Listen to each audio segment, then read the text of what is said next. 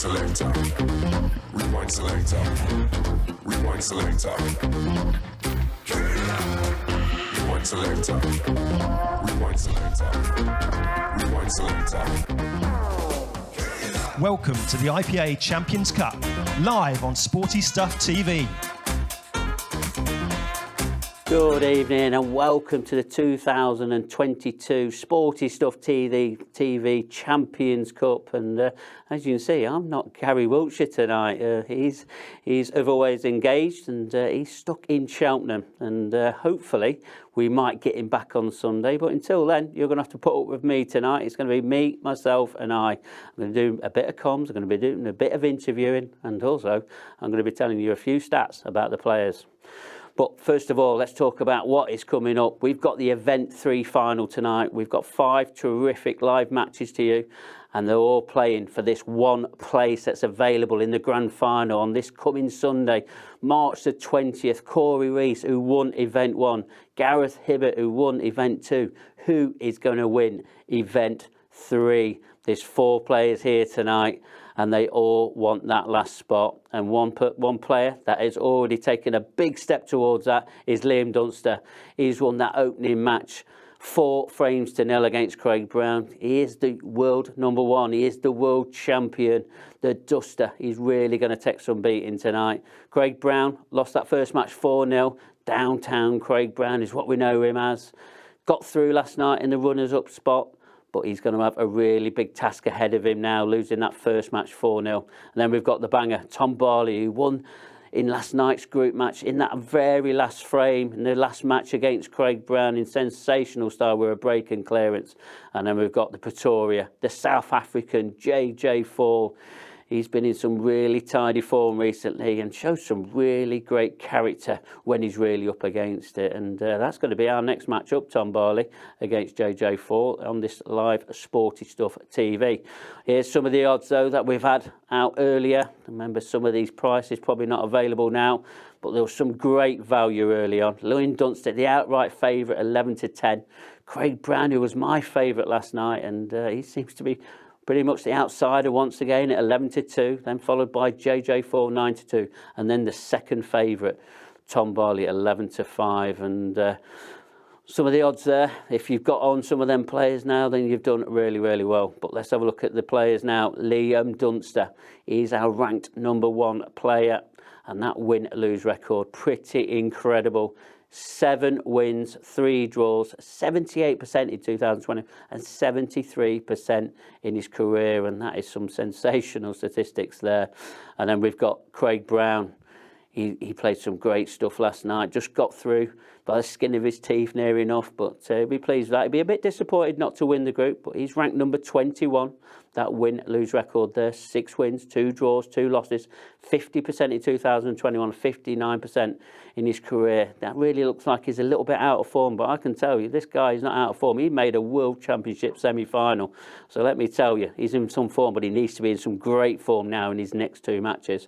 But one player who is in form is the banger, Tom Barley, ranked number 29. That win-lose record there, 6 wins, 2 draws, 2 losses, 63% in 2021 and 64% in his career. And he had the best break stats in the semi-finals that we saw on Monday and Tuesday out of all the 4 players that's on tonight. And he had 5 break and clearances in 9 frames. That's some going, that is, especially in when the pressure's on. And he's really done it. And can he deliver the same again tonight? And then we've got the South African, the Pretoria Potter, JJ Fall. He's not here to make any of the numbers up. He's shown some great mental strength over the past semi-final. He's ranked number 25. The win-lose record there, 6 wins, 3 losses, 1 draw, 42% in 2021 and 54% in his career. And JJ, he's going to be really up against it against Tom Barley. He needs to really produce his greatest form. I mean, the last 2 matches that he's played, he's had to open up against Liam Dunster, and he's lost both times. So be pleased that he's not playing Liam Dunster. But this next matchup, Tom Barley against JJ Fall, is going to be an absolute cracker. We've got this World semi-finalist, JJ Fall, against the last 16 World Championship player, Tom Barley. But we know Tom, this is his second final now. He made the event one final, along with Liam Dunster and Corey Rees, came third that time. And then this is the first time JJ has made the final. But it's going to be really interesting now to see who is going to make it through. So we're going to have, like, Liam Dunster. He's going to be the outright favourite tonight. And then Tom Barley with the second favourite. But we're going to have a look at some odds now. And for some of the matches. As you can see, some of them odds there. Liam Dunster was an 8-13 odds on. He won that 4-0. But look at some of these odds here. Look, for this next match. Tom Barley, 11-10. And JJ 4, 2-1. Who do you fancy the draw?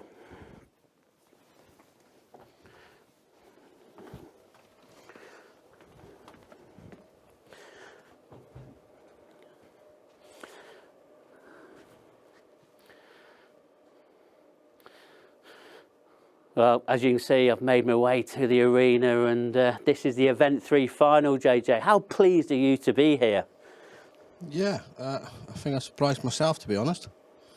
Came through a tough group on Monday. Happy to be here. And you've played 49 frames in this Champions Cup so far. You've only got about a 50% record. Do you think that's going to be good enough to take you through into that final spot in the Grand Final, or do you need to really step it up tonight? No, I'll probably have to get more than 50% tonight. I don't think that'll be sufficient. So we'll have a go. And what I said in the betting office, yeah, I said it to myself because Gary's not there tonight, you show incredible mental strength, and you showed it again in the other semi-final on Monday. What are you actually doing to prepare yourself for these matches? Have you done anything different to prepare yourself for this final tonight? No. It's always something I've had, you know. Yeah, I rely on it quite a lot when the other things aren't going well. So yeah, it's just one of those things that I seem to cope well in certain situations. And I don't want to remind you too much of this statistic, but on the last 3 occasions, you've lost to our favourite player tonight, who's the outright favourite with their betting partners, Liam Dunster. How pleased are you not to be playing him in the first match? Because you played him on the previous 2 times where he's beaten you 4-0 and 4-1. And to be honest with you, JJ, you didn't do much wrong in both of them matches. No, it's, yeah. Well, it was Craig's time tonight to play him first, and yeah. It went Liam's way again, so I'm playing him second, I believe. You are, yeah, so, third match up. Yeah, leave it at that. I don't know. Okay, well, it sounds like you really want to get prepared for your match, so I'm going to let you prepare for your match against the Banger, and good luck in that one. Thank you. Well, there's a Pretoria Potter, the South African JJ Fawley. He's not got too many words to say, but I'm sure he'll do all his talking on this table. And some person that does like to do all the talking on this table is you, Tom. Played pretty well last night, didn't you? Yeah, I broke very well last night, especially first game. Dried a bit second, but got in point one in the end against Craig. And I said in the betting office, yes, it's to myself, about you had the best break record out of all of these 4 players tonight in the semi-finals. You had 5 breaking clearances last night out of 9 breaks. Do you think that form, if you continue that, could be enough to take you through? Yeah, you need to break well on this level. It's your biggest shot of the game, I think. Yeah, at this level, you really need to break well. And a statistic you probably don't know too much about. You've played the most frames out of every player in this Champions Cup to date. You've played 79 frames and you've lost 32 of them. It's not a bad record. Is it something that you've been looking at statistic-wise? No, I didn't have a clue. I'm surprised by that. I didn't realise I had so many close games. I'm happy with the record, though. That's a good record, I think. Well, I'm going to keep with the statistics. And you've won 8, you've drawn 4 and lost 3. How important is it just not to lose tonight? Do you think you can go on and not lose any matches tonight? You've got to hope that you're going to do well. I mean, you've got to start off well, and your first game's key. Sets you up for the rest of the night. Well, I'm going to let you prepare for your game against JJ, and I'm really looking forward to that one. Thank you. Well, there's a banger. He's been banging form recently and normally starts off like a rocket in the first match. And can he do it again against JJ? One person that didn't start off like the rocket was Craig Brown. That didn't really go to plan, did it?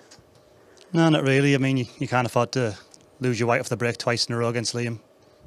And just talking about your break, last night we saw you change your break sort of midway through. Did you sort of try and change it again tonight? How much have you been working on your break? Do you think it's it's definitely an important part of this game, but how much have you been working on it? I mean, yeah, it's obviously an important part of the game, but the cup break wasn't working last night, so I decided that I was just going to go from the front again tonight. And to be honest, I hit them okay. Well, obviously not in terms of the way the white's gone, but the balls were moving, and that's the main thing. I needed to get some balls down, but I needed to control the white, which I obviously didn't manage to do. And last night, you lost in that final frame, in that final group. How much is that going to play a part in the outcome of tonight? Because it looks like you was pretty gutted last night to lose that group, because you was in control all the way through. Yeah, I mean, it didn't make that much difference last night because I was already through, but I mean, the damage is done tonight now, so I'm going to have to do something special to get through now. I mean, I need to probably rely on other results, I bet. And you've only lost 2 matches in this Champions Cup before tonight's play against Liam, but the other 2 matches are against JJ and against Tom. Is that going to play any part in the outcome of this tonight's outcome? Not really. I mean, I owe them one, that's the way I look at it. Well, I'm going to let you prepare. You've still got 2 more matches, so you've got a little bit of a rest now, and good luck for your next 2 matches. Cheers, Mark. Well, there's downtown Craig Brown, not the start he wanted 4-0. He's going to have a bit of a task now to get back into it. But one player who started off really well, and that's Liam Dunster, our number 1 player. It was a great performance against Craig Brown. Yeah, played pretty well. I think I made at least one mistake that I can remember anyway. But Craig didn't play his best in that match, so he kind of made it a bit not easy for me, but it wasn't his usual self. So yeah. And I like my statistics. I really like to talk to players about them just to see if they're sort of concentrating or even looking back on. Now, you've played 75 frames in this Champions Cup, and you've won 55 of them and lost 20. That's some formidable record, isn't it? Yeah, especially in these short formats. I mean, 6 frames. I mean, you could play really well, and you could get beat 4-0, 4-1, just like that. So yeah, it's quite surprising, yeah. But I don't expect it as such, but I'm put a bit of pressure on myself to play well. So I think that might come from that. You're definitely doing that. And in them 15 matches that you've played, you've won 10 of them matches and drawn 5 and lost none. Is that losing record going to go tonight? Can one of these players beat you? More than capable, yeah. I think every week they're more than capable of beating me. But just fortunately for me, things happen and then the results seem to go my way. And what have you done different to prepare for tonight's matches? Because you've been here for a couple of days now, because you played on Monday and you stayed over, you didn't go back up into Scotland. And what have you done over these past couple of days? Nothing much, to be honest, but I've made sure to stay up late. So my body clock's a bit used to these late nights, because you don't want to be going into the third match at near enough 1 o'clock in the morning and feeling a bit tired. So I've made sure to stay up quite late. Well, you don't look too tired now, and I'm going to let you go and rest up for your next Cheers, match. thanks. Good luck. Well, there's the number 1, the world champion, Liam Dunster. He's going to take some beating. Can the others catch him up? They're going to have a big task on their hand. If you join us right after this break, we're going to find out if they can.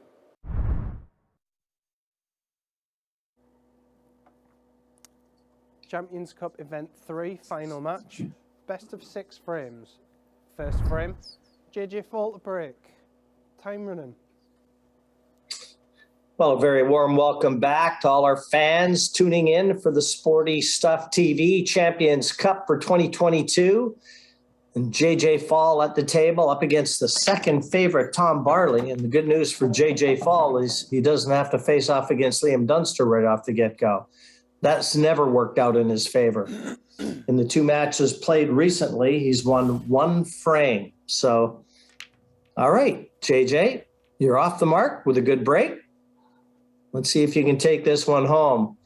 And Mark, I know you've joined me in the commentary box, and the only thing I can suggest for you is we've got to figure out a way of cloning you so you can throw to yourself a little bit more often.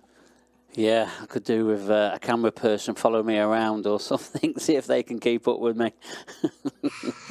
If that helps. Or get a I'll twin. tell you, folks, Mark is going to be doing triple duty tonight between hosting the event and then doing the interviews and then joining me in the commentary position and pickers picks. And I mean, what don't you do? You play as well. I'm trying to figure it out. Well, the production team, they've got a list of jobs of what I don't do.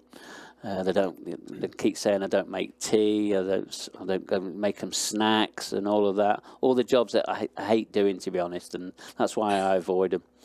So you've got the pick of the litter in terms of what you do take on. Well, you're doing a great job out there, all by yourself too. And we miss Gary. If Gary is tuning in, or if he does catch any of this, we miss you, Gary. We'd love to have you here, but you get back for the Sunday grand final.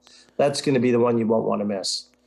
And that's what these guys are all trying not to miss. And Liam Dunster, as you're well aware, off to a flyer with his 4-0 win over Craig Brown in the opener.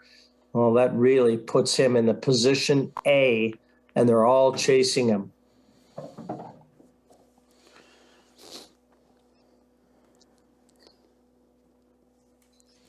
But how about the finish that JJ Fall provided us with a couple days ago? As good a finish as any I've seen in about 30 years of covering Q Sports, and under immense pressure.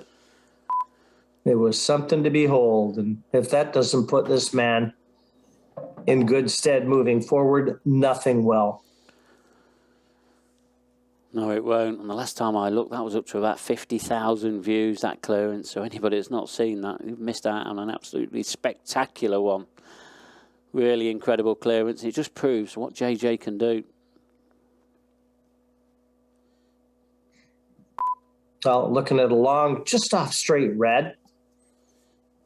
So again, an early test of cueing.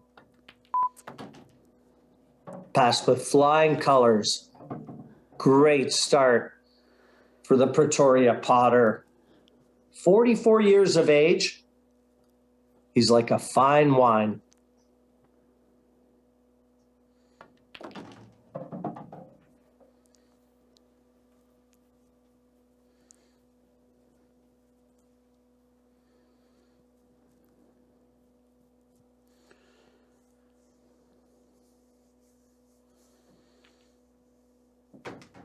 Frame.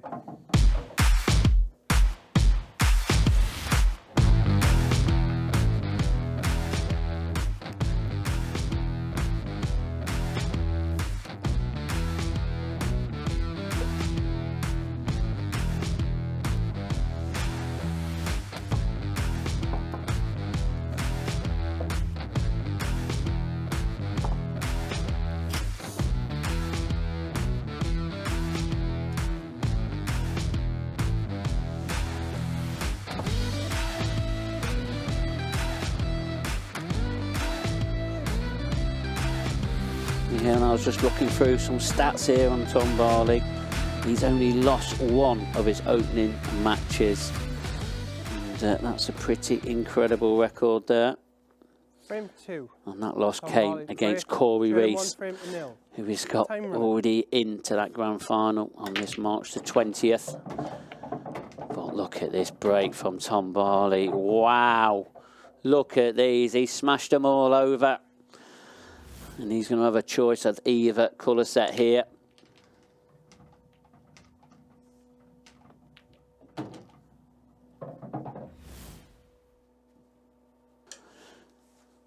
He's going to set the colour set of yellows.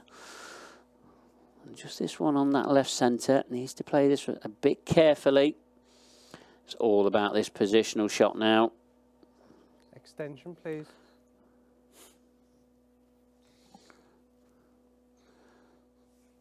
So a good positional shot here. He's decided to leave himself an angle. I like the way that he's done about that.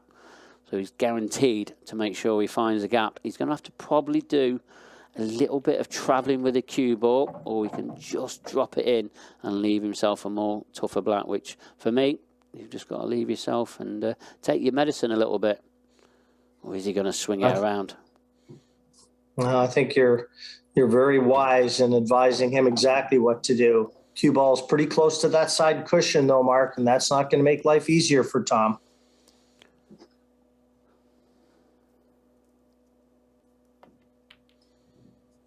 Oh. Yeah, just a little trickier than he would have liked. He left that white near that cushion, and when you're under pressure, nothing's easy.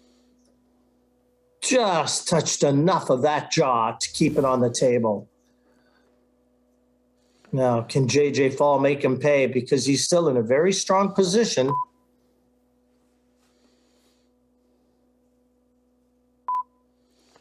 Extension, please.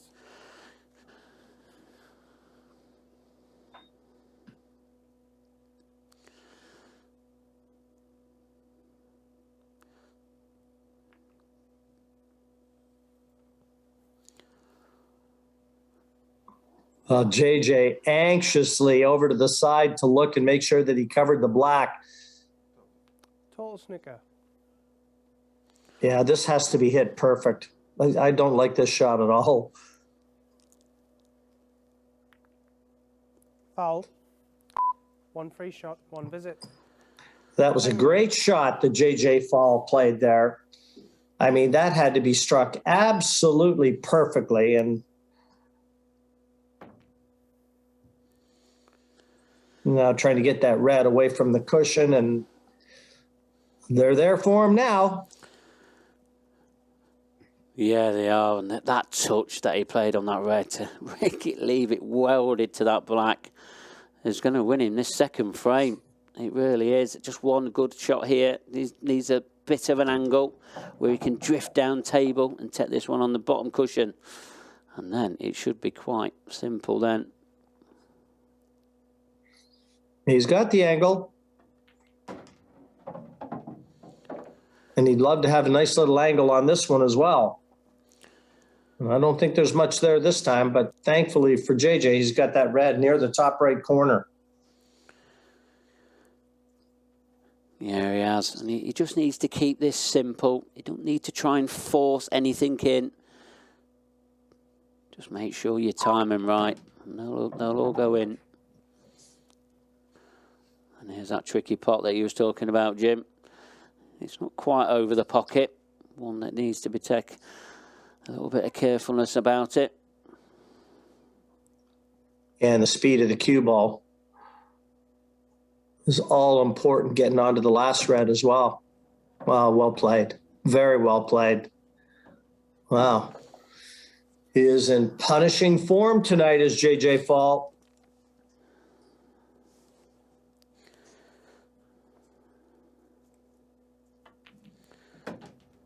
And he was a 2-1 underdog in this match against Tom Barley, too.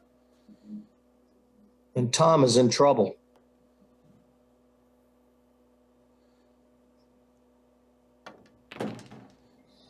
Because JJ Fall now leads 2-0 and will break in frame number 3. Now calling Manchester home, the 44-year-old Pretoria Potter doing the business. And I doubt very much, Mark, have you been to his club in Manchester? Yes, I have, and we've had a tournament there as an IPA. We've had the Masters held there, and guess who won it? The Masters that year. Don't tell me he won it in his own club. No, Liam Dunster. I told you not to tell me that. Yeah, it was a great club, and he's a great host, he really is, and he just loves Paul. Well, I'll tell you one thing, Liam Dunster, you look at all the statistics, and you had sent me a bunch via email. And if you take Liam Dunster out of the equation, the man in your picture now might be undefeated.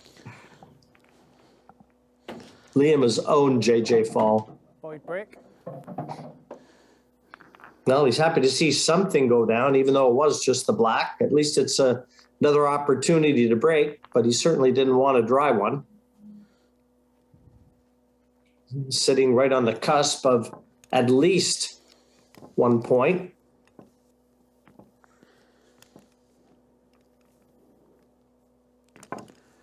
But JJ always looks pretty calm, doesn't he? Yeah, he always does. Focused.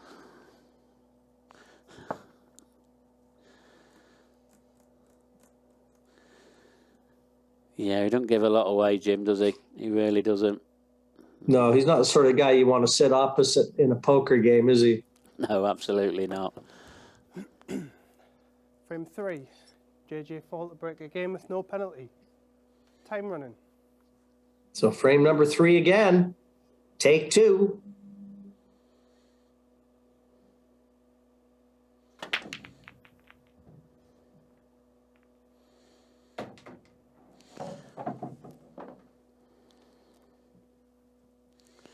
Not too bad.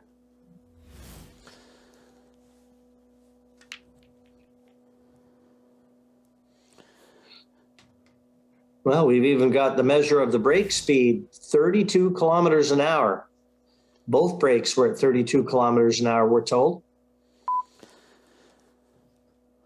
Yeah, another innovation from the IPA. We're trialling something out. And we've got it in live motion for this final. There's going to be some interesting statistics coming from that. And what I've seen so far is that JJ Fort has got the biggest break out of all of them so far. But we know how big break Tom's got. Oh, JJ. Wow, that's the first mistake. And now a chance for Tom. Get right back into this match, too, and effectively get back on serve. Oh, that's a great opening shot.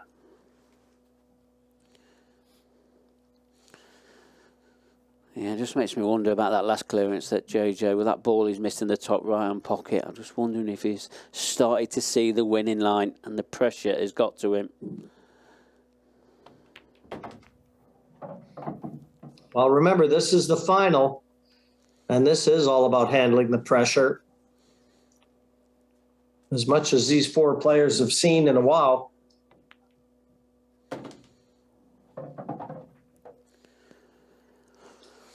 So when I've seen Tom Barley play before, he never looks like he's under heat, does he? He just gets about his business.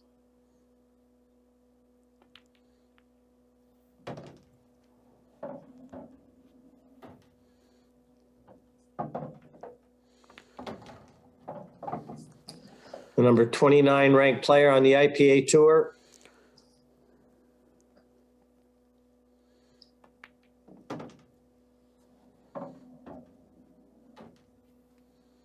And at 27 years of age, he's the same age as Liam Dunster. And after this black, he'll be back to 2-1. And what an important visit that was from Tom Barley. He had to capitalize on the miss from JJ. And capitalize he did. Back on serve, he trails 2-1, but he'll break in the next.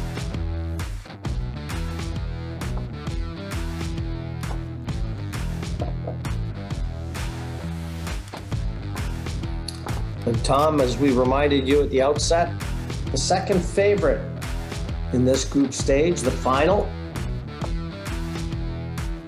We all bow to Liam Dunster in that regard.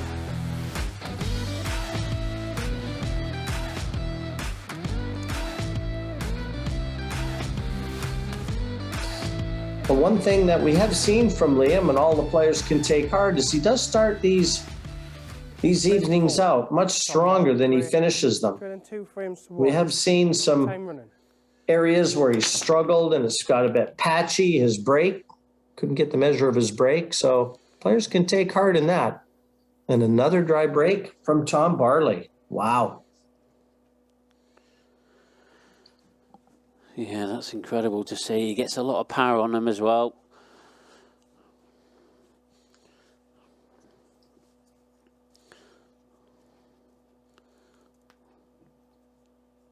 I mean, these yellows, they don't look bad, Jim. They really don't. They don't.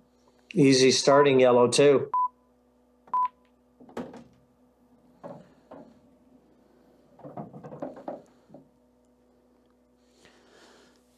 Yeah, the most difficult ball is the one below that right centre, but I think it comes off that red quite easily. There isn't a lot of room for it to pop just inside that jaw, but I don't see it being a problem.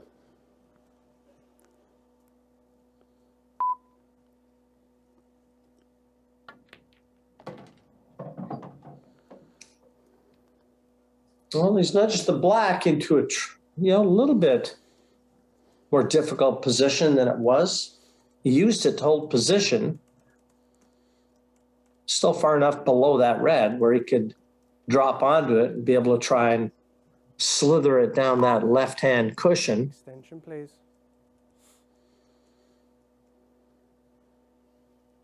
But he has made his work a little more difficult for me.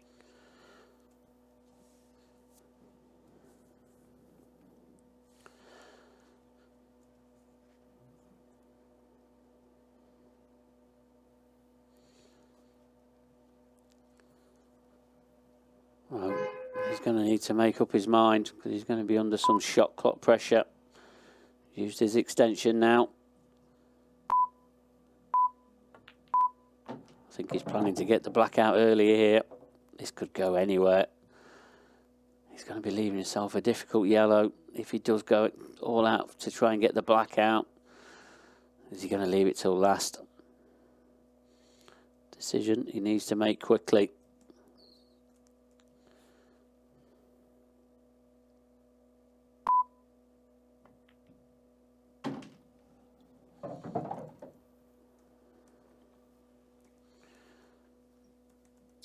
Well, he's going to be leaving it to last now. Of that, there's no doubt.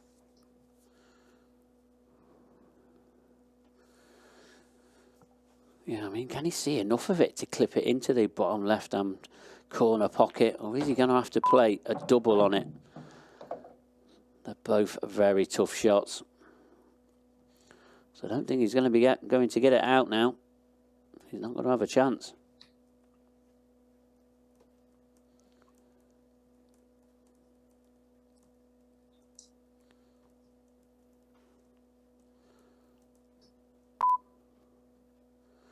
That clock is ticking down again. He's going to be under shot clock pressure every shot here.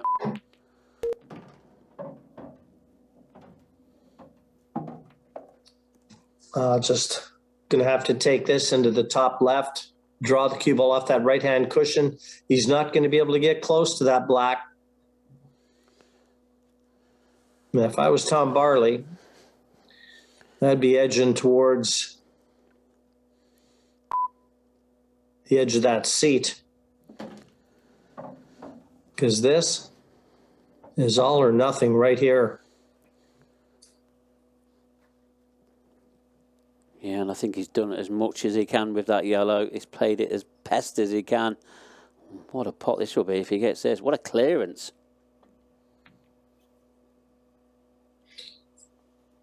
It was a tall ask. He was probably about a 50-50 shot of getting that, but now very similar to the frame that J.J. Fall stole from Tom Barley. Black over the corner.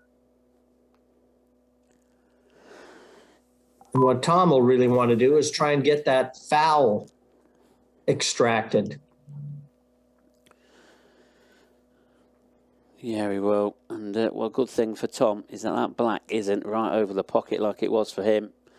He just needs to force JJ, try and get the two shots, but putting these two reds together, he's going to have some work to do if he does get back to the table. Yeah, and this is a chance of double kissing in. And I don't know whether Tom came down and had a look at where he was leaving the cue ball to try and make it a little tougher for that one cushion escape. I think that's what he's done. Look at this. Oh, what a shot. Fantastic shot that was from JJ Fall.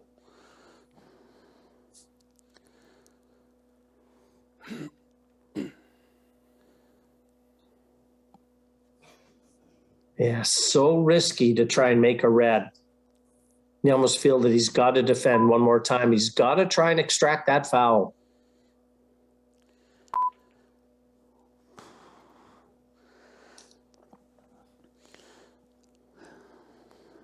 Well, this time, he may have left a little easier one cushion escape.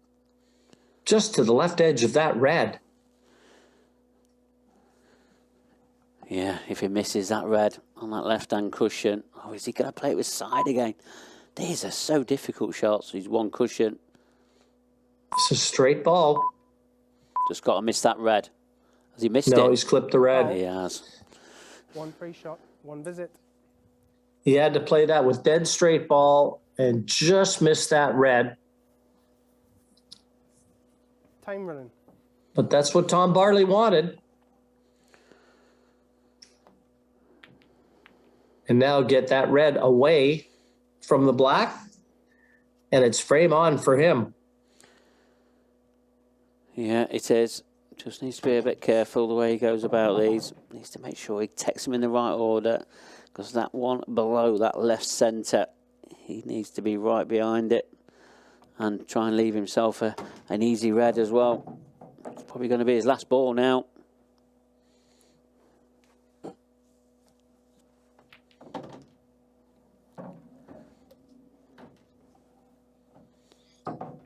Tom Barley, he doesn't waste much time at the table. There's no unforced movement from him. Just gets right behind that cue ball and on with it.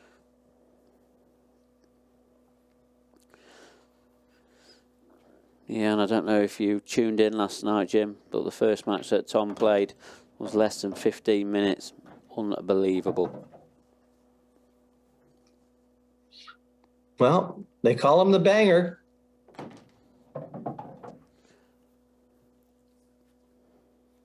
But he does know his way around a pool table.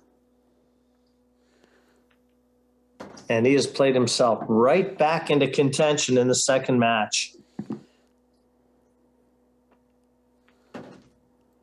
2 apiece. Frame. Tom Barley, JJ Fall. Trailed 2-0 at one stage, has secured the last 2, and now right back in the hunt.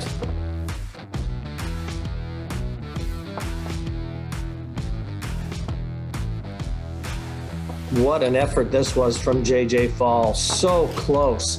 Any harder, he would have made that black. And that would have been a shot they'd have been talking about for some time. Yeah. And that was, for me, Mark, that was a more difficult escape than the one that he failed to negotiate.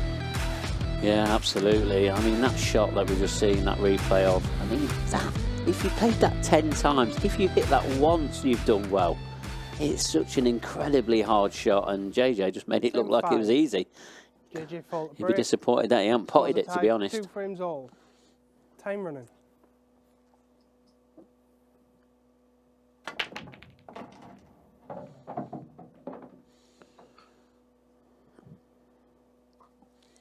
Well, took a little off that one. Still hugely successful, 28 kilometers an hour.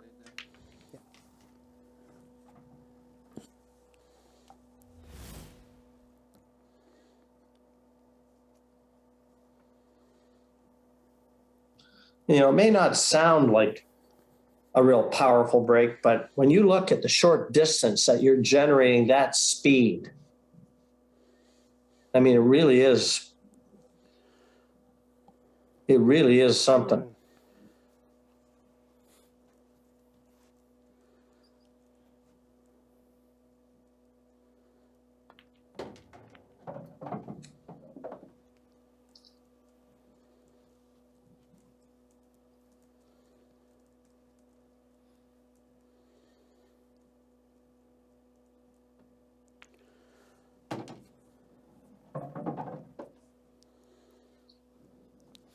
And no obstacles. I believe that black will pass to the bottom right corner. If it doesn't, that'll be the ball he'll be thinking about real soon. And he doesn't seem like he's too concerned, so I've got to believe it goes, and it looks like it goes.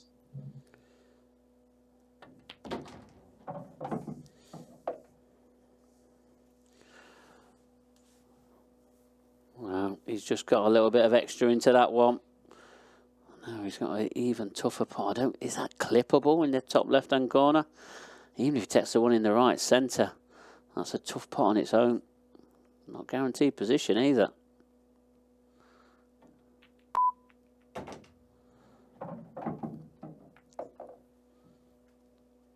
Pretty good recovery. Time out. The rest, did you? Yeah, it looks like he's going to have to get a spider, though, to get over that yellow. Time running. But not the extended spider, just the spider. So doesn't need a step ladder to play this.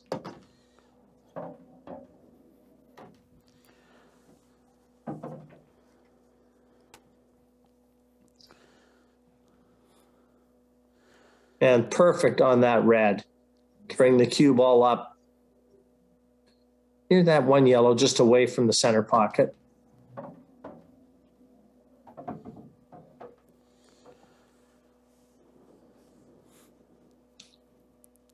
And a quick confirmation that the black passes, and this for 3-2. Gets it, and 3-2 confirmed. JJ Fall back with his nose just in front. But it'll be Tom Barley to break in the 6th and last frame.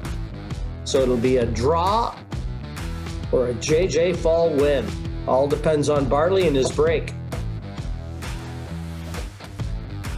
Yeah, and JJ, he was 2-1 to win this match, and the draw was 11-5. Definitely a lot of value in them two. It really was. Tom, can he salvage something out of this opening match? He'll need to. Being the second favourite, he won't want to get too far behind Liam Dunster. You know, that was the problem with Liam coming out in such a one-sided victory over Craig. You know, it really puts him in good stead because everyone's chasing him instantly, even though they haven't played him. Well, that was a 34-kilometer break, and obviously exercising too much on the side of power and not control. And that cue ball goes straight into the corner pocket. Yeah, that's a poor shot there from Tom. I mean, he's potted 3 yellows and 1 red. Unbelievable power as well. But you've got to control that cue ball, especially at this level. And now he's looking like he's going to be losing this opening match as well. He's going to be up against it. Extension, please. Yeah, taking the extension. Wants to see the pattern in his mind before he gets down. Eliminate all the guesswork.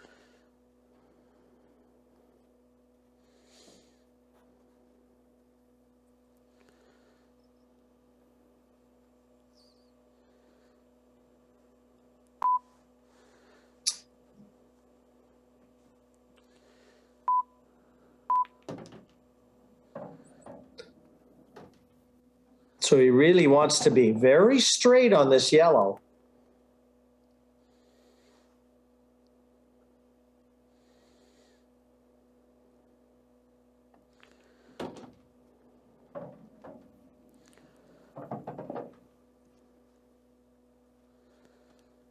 And I'm not sure he's got the right angle. Does he have the angle to kind of punch it and get below the black, play the other yellow to the center, the right center? Because I don't think he's as straight as he needed to be. Or does the yellow pass to the corner he's looking at now, Mark? That would help him a lot. Yeah, it would. And as you can see, he's got a bit of an angle there. And he looks like, is he on this perfectly? Or is he not gone far enough? Oh, this is tight. He may be able to spin this in, cue into the white with a lot of left-hand side as he looks.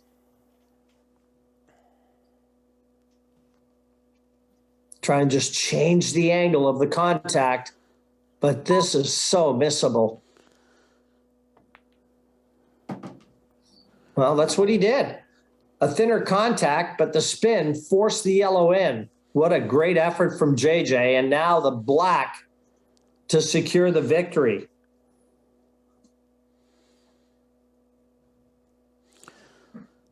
Yeah, and this is going to send JJ fans ecstatic. This black to win this opening match. Wow, it's there. This guy has, I'll tell you what, he's got bottle. JJ Fall, a 4-2 win over Tom Barley, and he stays well and truly in the hunt in this one. And Mark, every time I see this man play, he just provides the goods under pressure. Yeah, he really does. And a 2-1 shot to win that match. And wow, I mean, as you see, he's well proud of himself there. But he's going to have a tough one next. He's going to be staying in that seat. But he's going to have the number one, the world champion, Liam Dunster. And Liam, you know he's going to be favored in this match. He's owned JJ. And what does Mark Pickworth, our Pickers Picks, think about the odds for this one? Well, Liam Dunster, he's 7-10 on to beat JJ4. The draw is 12-5. And JJ4, 16-5 on. That is unbelievable odds. It really is. And, I mean, he's got such a good record against JJ, Liam has. He's beat him on the last 3 occasions. That World semi-final where he beat him, you know, quite comfortably in the end. But JJ, so great character and came back. And then we've seen him, dispatched him 4-0 and 4-1 in this Champions Cup. What is he going to do this time? But it's a different final. And how much confidence is JJ going to get from that last match? Well, you're going to have to join us after this break where we're going to find out. It's next. Dunster against Fall. Join us after the commercial break. Champions Cup Event 3 final match. Best of 6 frames. First frame, JJ Fall to break. Time running. Well, if JJ Fall can exercise some of his demons, he'd like to do it right here. 31.3 kilometers with that break and successful. So an early chance to the Pretoria Potter. And Mark, you just feel that if Liam snuffs out JJ the way he has the last 2 times they've played, then, you know, Liam will have done his work here already. So big match for JJ Fall. Big moment. Yeah, it is. But he's due some revenge. Can he hold himself together and get a result against the number 1 player? He's going to take some big bottle. But if anybody can do it, it is JJ. He shows some great mental strength. But it's how he holds himself together.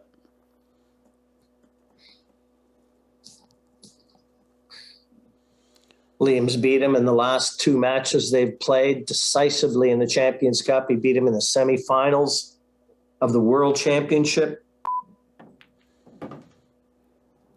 Well, that was a good shot, raising the back end of the cue, but he's lost the cue ball. He's still got the red to the right center. I doubt that was the red he played onto that pocket, but this will work. And if he could flick that yellow on its way through, he might clear the path for the other red. Well, your wish is granted, Jim. He looks in really focused in this match. He wants some revenge on Liam Dunster. What a great start this will be to take the opening frame.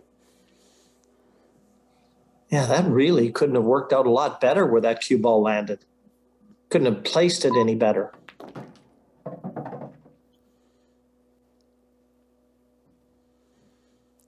And against a player like Liam, you know you don't get that many chances. When you get them, you've got to make them pay.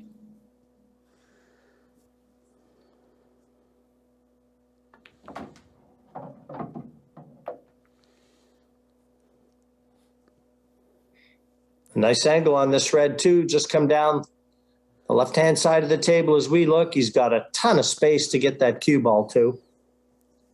And the black available to both sides.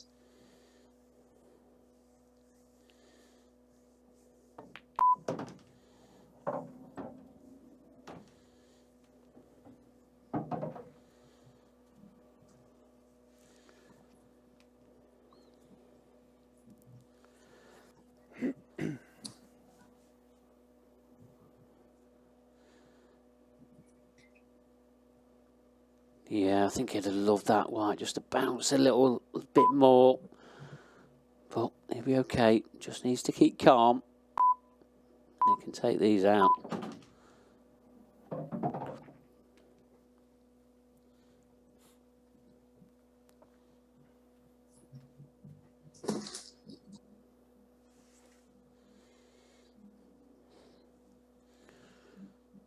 for a 1-0 lead.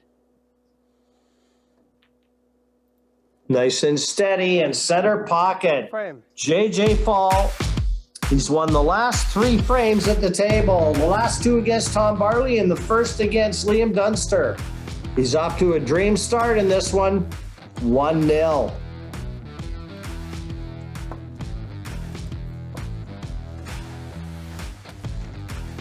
Personally, Mark, I think it's a little bit of a coup, really, when you get a chance to stay at the table. You know, you've been out there for a good half an hour, 40 minutes, and now you stay out there, you change seats, but the other player's probably been in another room watching the monitor, and now he's coming out. Yeah, sometimes that can work for you and sometimes work against you, but that's exactly the start you need, JJ. He's the number 1 player, Liam Dunster. I was looking at the past time when these last played on Monday. Liam Dunster had 3 break and clearances, and JJ4 had the 1, and it was Liam who got through that day. Well, one thing about it, JJ's matched his total from the last 2 times they've played in the Champions Cup.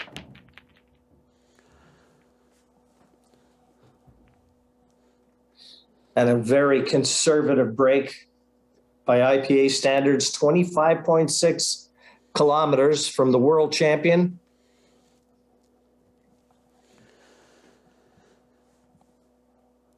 Yeah, and these are the moments that you have to punish Liam Dunster. We know his break isn't the best. I mean, when it does go for him, it is pretty sensational. But when it doesn't, he's sat in that chair. And that's where you've got to leave him, sitting in that chair. Because if he's up on that table, he will hurt you. He really will.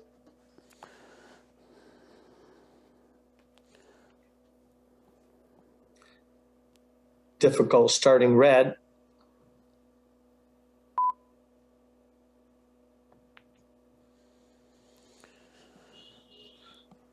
Well, you don't see that very often.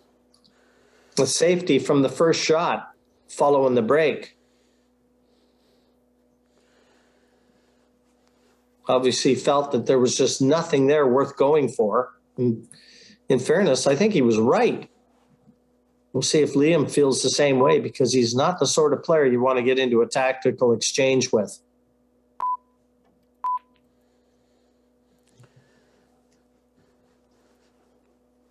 Yeah, JJ is around a 4-1 odds to win this match, and wow, I find that incredible, because he doesn't look like a 4-1 player at the moment. He looks very, very calm.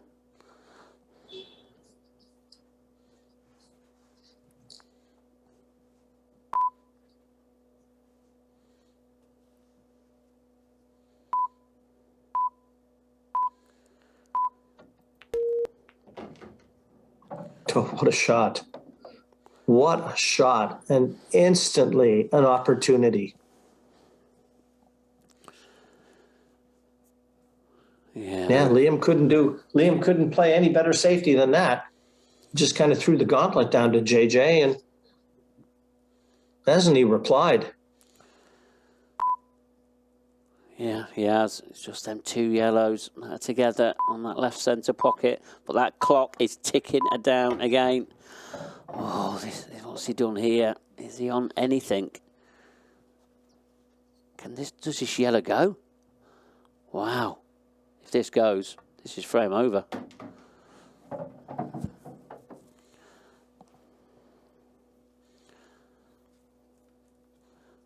Well, I didn't think that yellow went, Jim. I thought it was really glued to that yellow, but he's found an angle to pot it. And now, what a great chance to take a 2-0 lead. Yeah, and how about the black? What pockets are the black available to? I think it's available into the right centre. I mean, he'll be going out to dislodge it if it isn't, but I think it goes. And that yellow he's just hit will now be his last ball, possibly.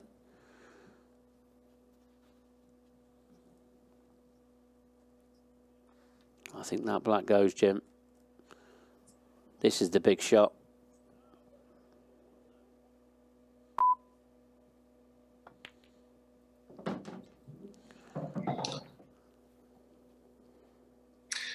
He has brought his A game to this match.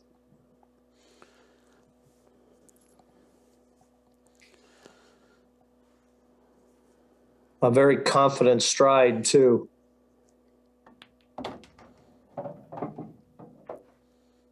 Now you play somebody like Liam Dunster, you need to find another gear, and you still need him to stay in neutral.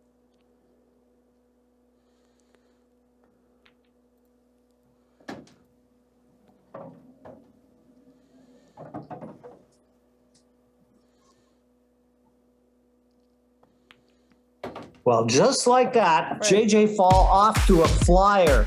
He's won the first 2 frames, and this match, he's got the grips firmly in his hand right now. This one is out of Dunster's control. 2-0 to the Pretoria Potter.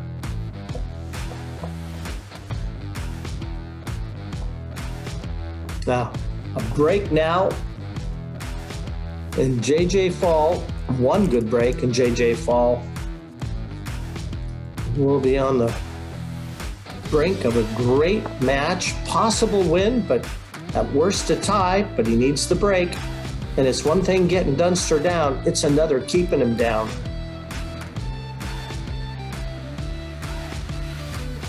But these short races, you know, it's amazing that Liam has had the record that he has, Mark, and you talked about that too. I think even with the interviews, shocking in these short races, because these are sprints, wind sprints, and they're almost like tossing a coin in the air.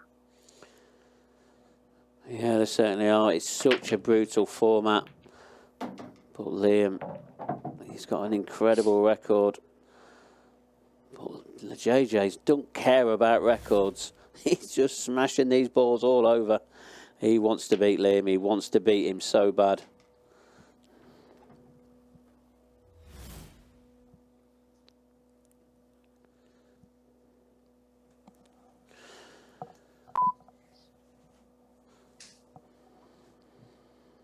Even though he's opting for reds. There's a mountain in front of him. Got a difficult red that he's looking at right now. Double into the opposite center. And if he gets it, and he has, instantly, that one tricky shot has freed the awkward red, and now they're there. Yeah, at the moment, he doesn't look like he's going to miss a ball. Playing sensational stuff here, JJ. This is exactly what you've got to do to number one, is leave him sat in that chair. He told us a couple days ago of all the young players back home in South Africa that are taking up cues and starting to play pool. And, you know, what would it mean if they had the Champions Cup winner come back and greet them? A lot of those young players will idolize this man.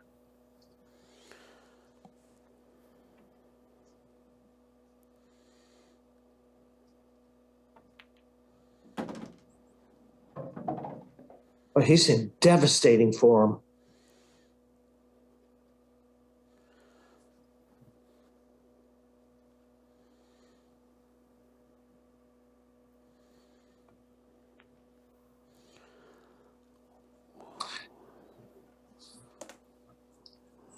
Are you kidding me? I think Liam has given him the benefit of the doubt and just rubbing the table as though it might have just given him a bad contact. You know, ever the gentleman, Liam Dunster, but what a miss and what a time for it. He can't believe it. Neither can I. No, I'm sure the audience at home, they're all shocked. And Is he going to get another chance to win this frame and get to 3 first? I mean, Liam's in all sorts of trouble here. Has he got anywhere to hide the cue ball? He's used his extension and that clock is ticking down.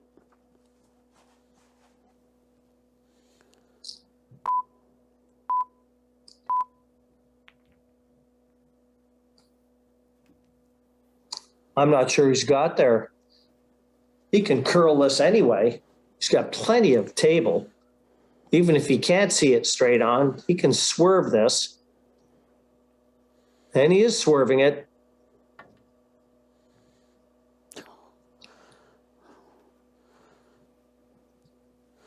Can't believe that hasn't dropped, Jim.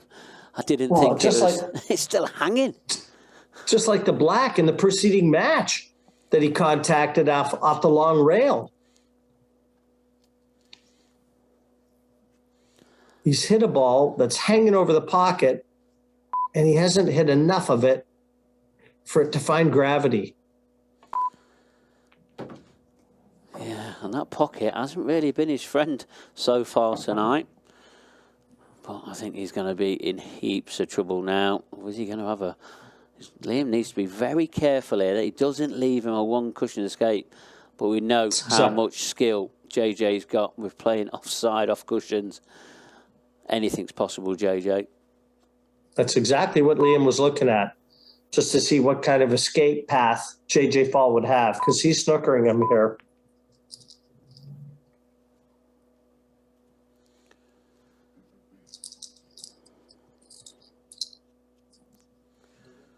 Total snooker. Yeah, there's a path. He's going to have to swing that white off that top cushion with loads of left-hand spin. No, he's going to go 2 cushions, side cushion, side cushion. Foul. Yeah, I didn't like that one as much. He had a quick look at the top cushion, and there was room there. Could have played that with left-hand spin on the cue ball, but that one never came out the way JJ expected. He is suffering.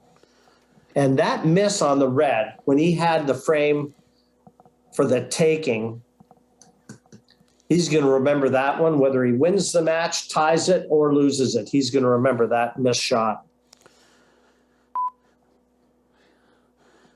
Yeah, it just makes you wonder now how much that shot is going to hurt him.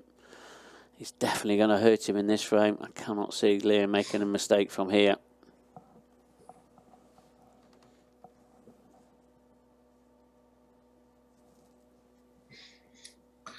The mystique that the world champion carries around.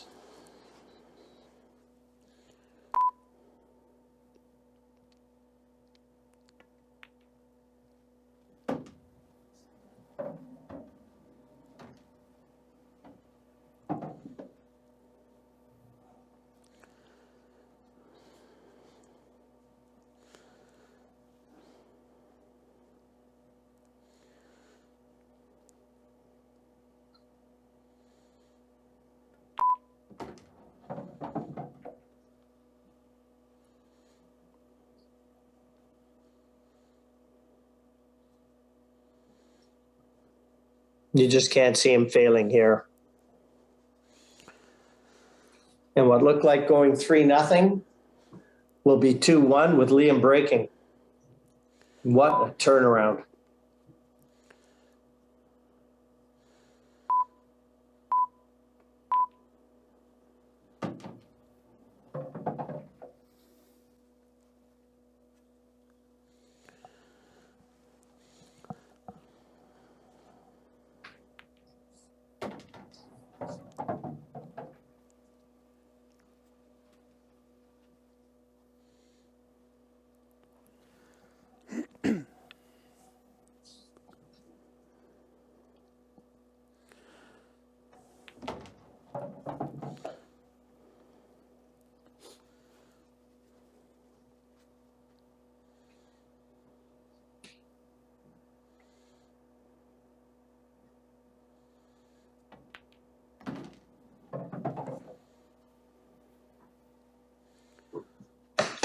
One thing to get this man down, JJ, it's another to keep him down.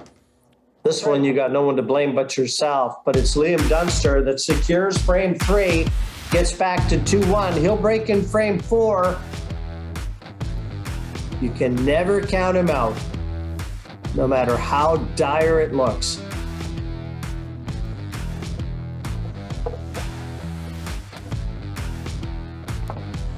Yeah, I'm just looking at the reactions of the players here. JJ, he's a little bit frustrated. Just saw him just slamming his cue into the floor, only a little bit. It weren't really aggressive, but he'll be mad with himself. But can he respond now to that crucial miss at that crucial time? But Liam Dunster, he's back in this match just when we all thought he was out of it. He just kept calm and delivered that blow to JJ and taking that last frame. But he needs to get his break working, Liam does. And he needs it to be working very quickly. Frame 4. Liam Dunster at the break. Trailing 2 frames to 1. Time running. Well, if he comes up dry again, we're going to have to send him a text message that he's got to move that cue ball. Well, I don't think he'd be listening to any of us two telling him that. This is exactly how he plays his game.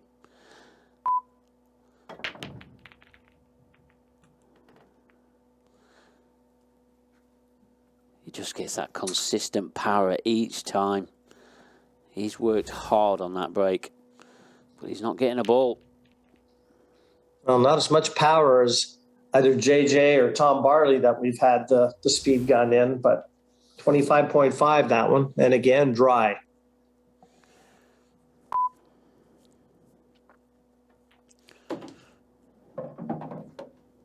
You know, he had a chance to really plant JJ in his chair and let him dwell on that missed red, did Liam, and he's brought him out of it.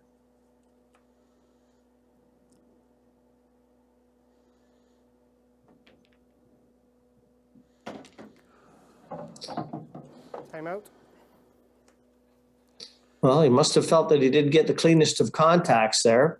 Red still went down, and he's still on the red to the side and red to the top right corner.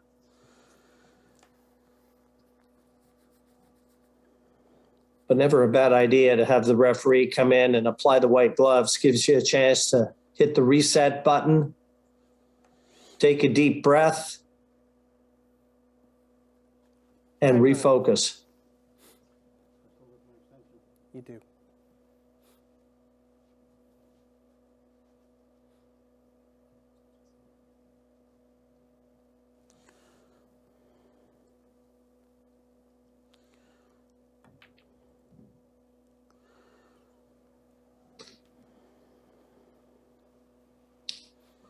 Too many let-offs. Again, the Reds are all there for him. And now he's starting to fight himself. And anyone that's ever played knows by far the toughest opponent is that little guy inside.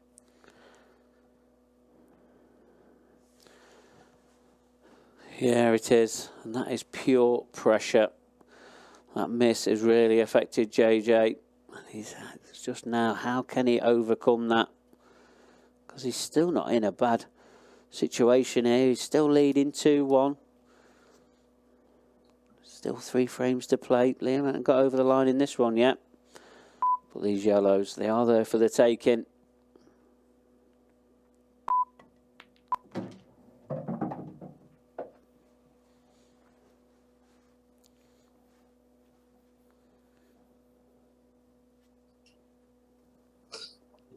Liam, 27 years of age. And to get a practice partner with Morgan McInnes. And you see a lot of Liam in Morgan's game as well. So Scotland, a hotbed for all these top flight young pool players that are coming through the loop.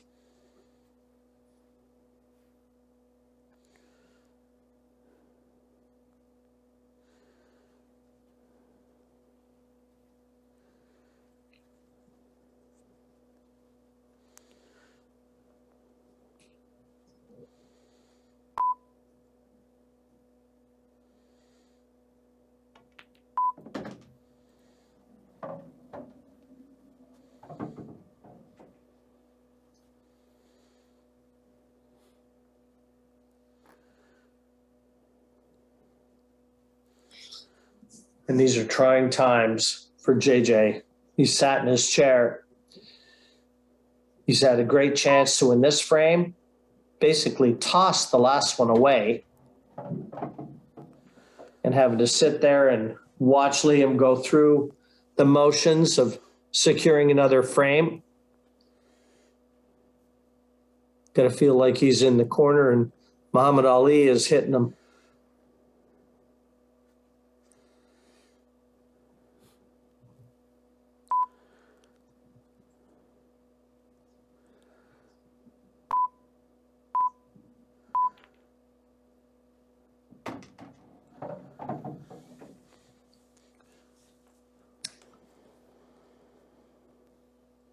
Liam just assuring himself that that black passes to the top right. If he's got the angle, he'd like to get behind it and get up on the right-hand side, play the black to the side pocket. Just depends on the angle he leaves the last yellow.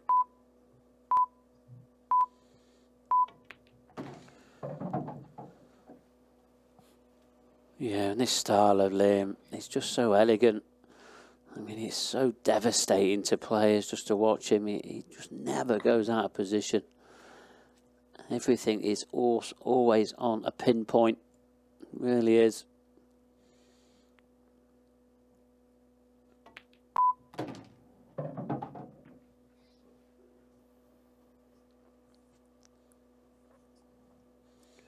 And for 2-2, when it looked like it was all going to be JJ Falls to take, all of a sudden, the world champion got out of his chair, and 2-2 it is, and no prizes for guessing which one is enjoying this scoreline the most.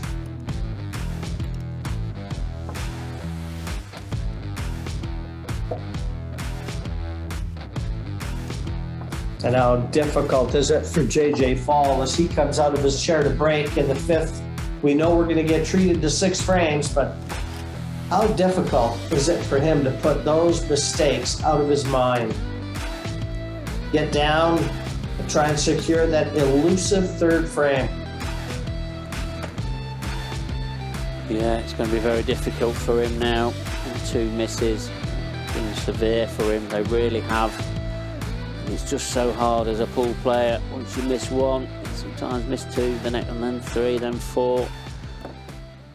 And it's really hard, especially with the pressure of all the cameras who know that everybody at home is watching, wishing him all the best. But he needs a big break.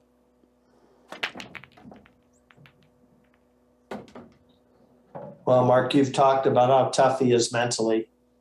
Well, never before has he had to call on that more than now.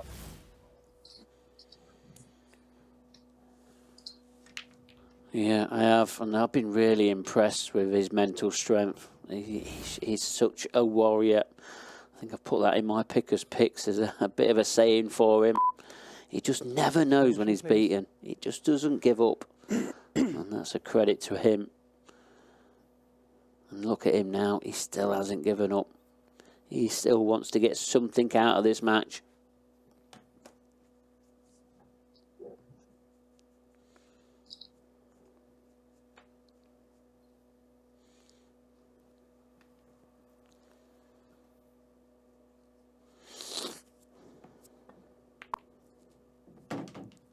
Oh, that's a great opening yellow.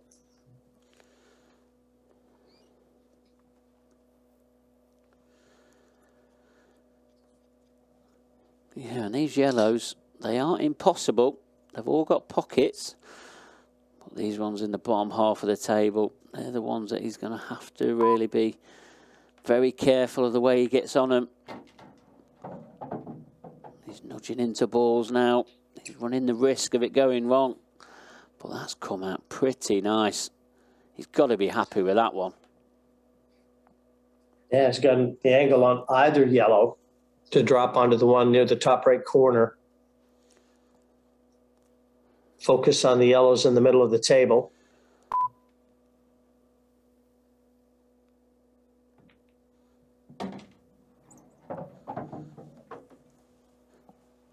And that's perfect. Just a nice little angle. Again, to bring the cue ball up closer to his work. Yeah, and I think that's the important thing, is try and make this as easy as possible. Just try and make that cue ball do the work for you. Just cue everything through. Don't quit on any of these shots. Well, I think he has done that. He's going away from his work now.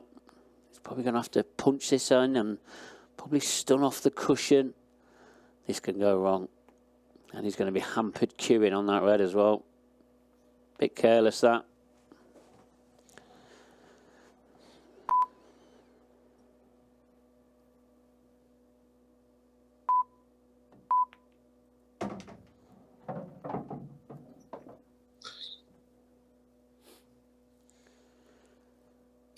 Yeah, sometimes it just takes that one wayward shot.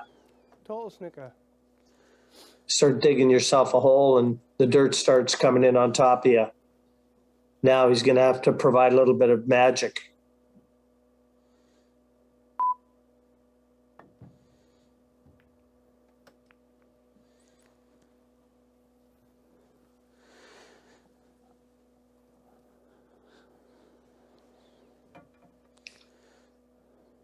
Too many let-offs, Mark. Too many let-offs for a player the ilk of Liam Dunster.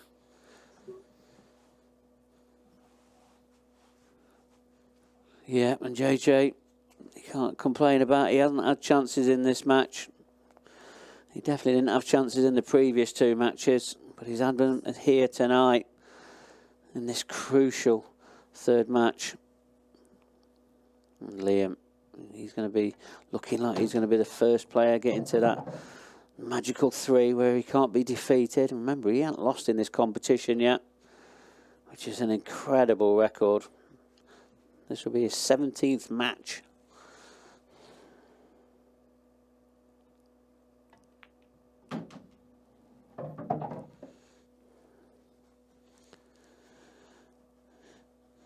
Yeah, I know we always go on about he has lost already to Corey Reese in that sudden death black ball shootout. But, you know, when the footballers play and they play penalty shootouts, do they class that as a loss? Not in full time. And, that's how I'm classing it anyway, Jim. I'm with you, Mark. I'm a big fan of Liam Dunster. Who isn't? Anyone that plays this game. You know, he is a winner. And he is a fighter. Mega talented. Supreme focus.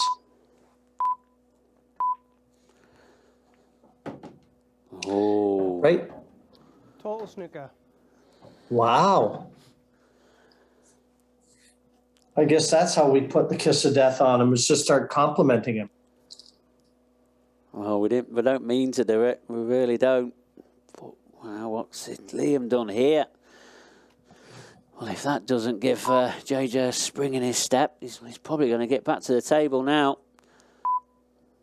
He just had a drink of water and he's getting his cue ready, so he thinks he's coming back. But Liam is Liam. He exactly knows where that cue ball is going to be landing. But he's going to be chasing this frame now. One good safety shot here from JJ, and he's going to get a chance of these yellows first.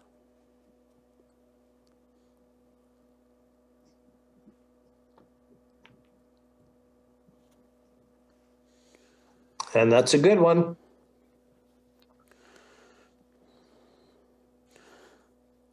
Yeah, I think that's got to lift him now. And Liam Dunster, he's in bother now, and he's going to be under shot clock pressure.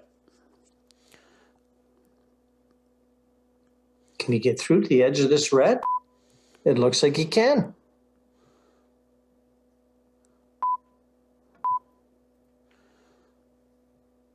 What a great shot that is. He knew exactly where that white ball was going. Now, does JJ pull the trigger? I don't think he's got a better chance. I think he's got to take this on. Hold tight.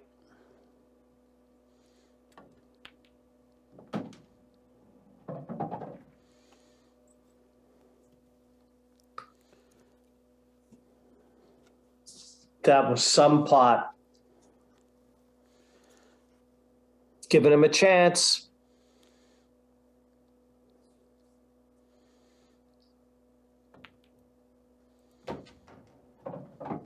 Wow.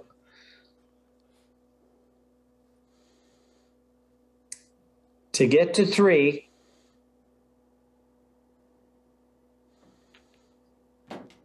The elusive 3 comes, and JJ Fall is there first. 3-2, ahead of his nemesis. He's got to be breathing a sigh of relief after that. He had so many chances, and he just didn't look like he was going to be equal to the task. And didn't he make a couple good shots? But what an error from Liam Dunster. So unexpected. Just misjudged that, cut it into the near side of that corner, and the cue ball took a different path than intended. But the man that many of them measure their game by, well, he's getting ready to break. Chance to get out of this with a 3-3 tie.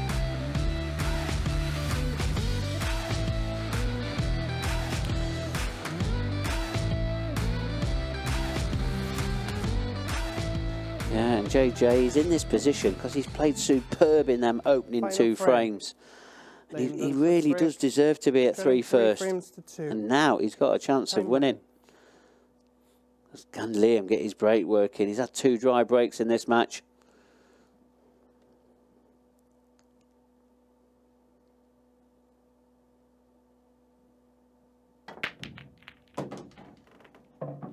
Hit that a little harder. Yeah, I say a little harder. I don't think it was as hard as his last ones. He just seemed to hit it a lot cleaner.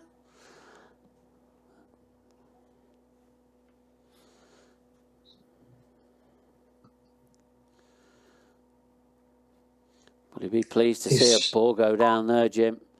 Will he ever?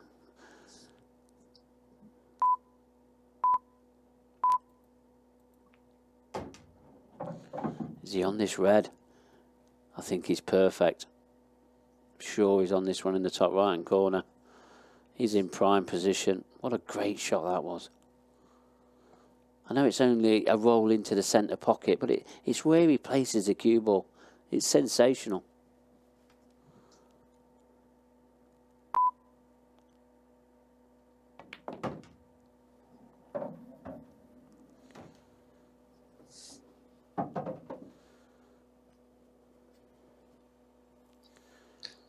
You look back now, if Liam can get out of this with a 3-3 draw, it looks very much like he's going to. You hearken back to that 4-0 win in his opener against Craig Brown. That's the one that really cements his position in this.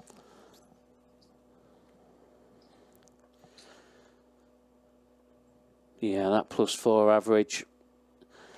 That could be a huge factor in the outcome of this final group. But still 4 reds away and a black. But can you see him making an error here? Seems to be in prime position here. Well, it's not going to be a loss, JJ, so rest easy in that.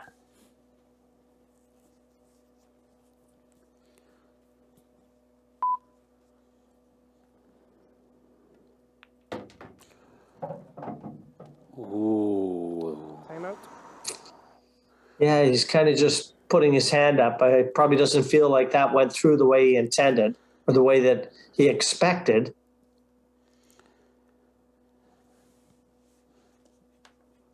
There have been a few funny contacts out there, I think. Just kind of caught the players off.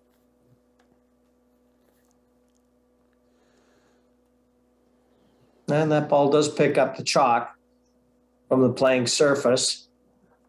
A pool cloth is not like a snooker cloth, doesn't really have a nap. So there's nowhere for that chalk to go. Time running.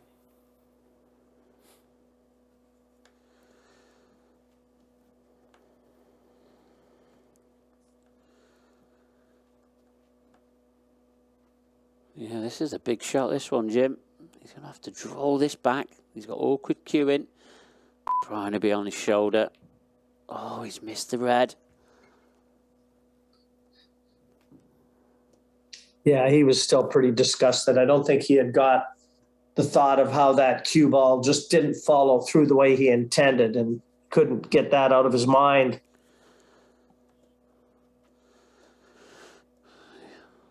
Yeah, and these are the chances JJ needs to take.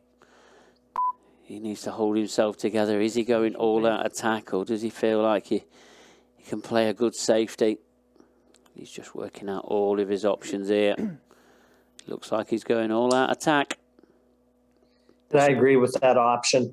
You get a miss from Liam Dunster. You know, he's got the chance right now to secure the 2 points from this one. You can't bring Liam out of his chair again. No, you can't. But you know there's going to be plenty of nerves jangling. And it's just how he can now hold himself together. He seems to have got them couple of misses out of his system now. So that's going to help him.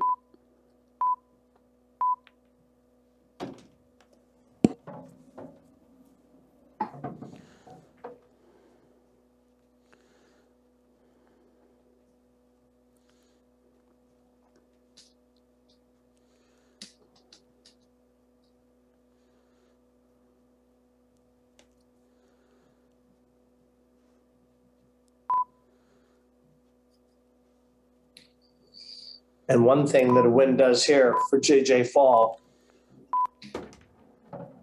getting through to the grand final is all up to him. He'd have one match to play, and all he'd need from it is a draw. Yeah, it'll be in his own hands. That'll be the very last match, though. But first things first, he's got to clear these yellows. Big shot.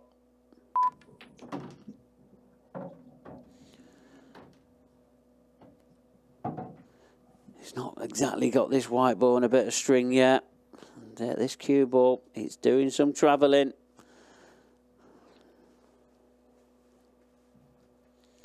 Crucial moments now in this match.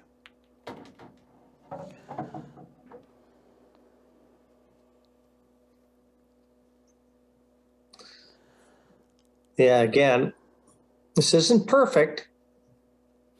If he just punches this in or even slow rolls it, the angle that he's going to be leaving on that yellow, he may have to bring the cue ball across the bed of the table twice, back to the right-hand side.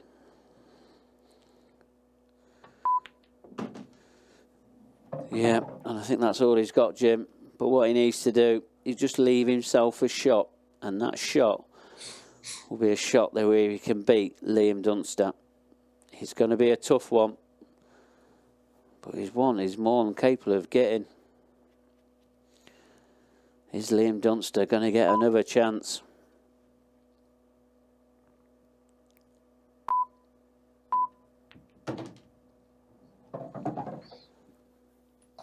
Now, a little short of speed, but on this one, you just keep your head still and cue the ball. Steady as she goes.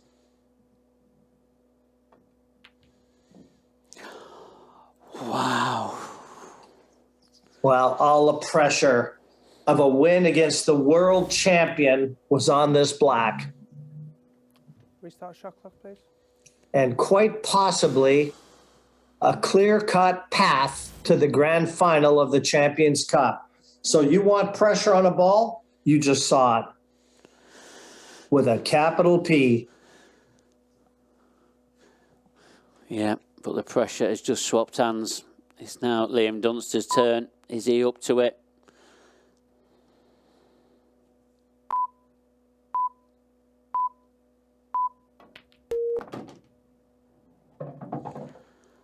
How about that one?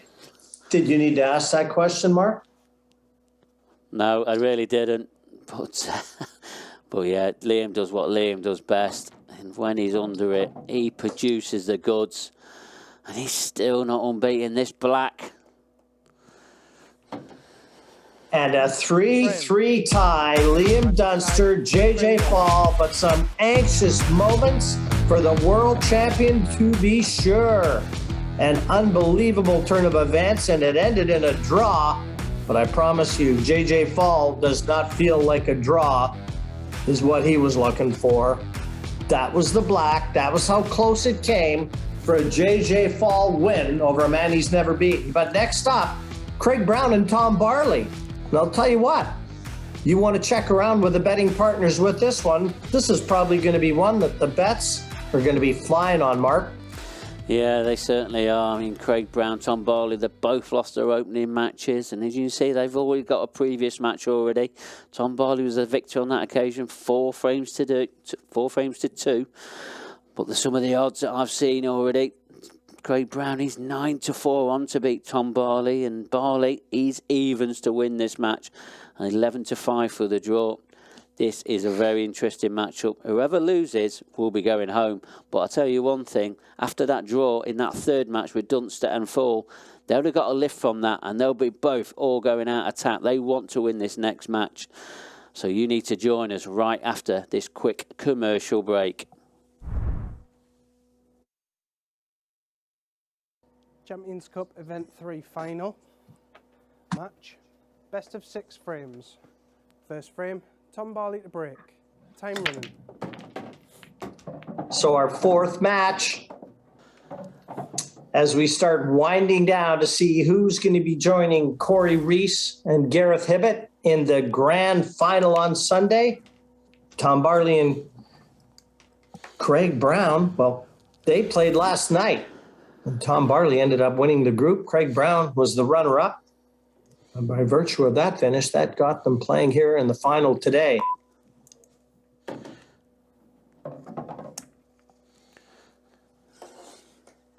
But they will have been around a TV screen, and they will have seen the 3-3 tie from JJ Fall against Liam Dunster. So both of these guys are coming off losses. Craig Brown at the hands of Liam, 4-0, and Tom Barley at the hands of JJ Fall, 4-2. So it's got to be a win, and a one-sided one at that, to give whoever gets that win a chance.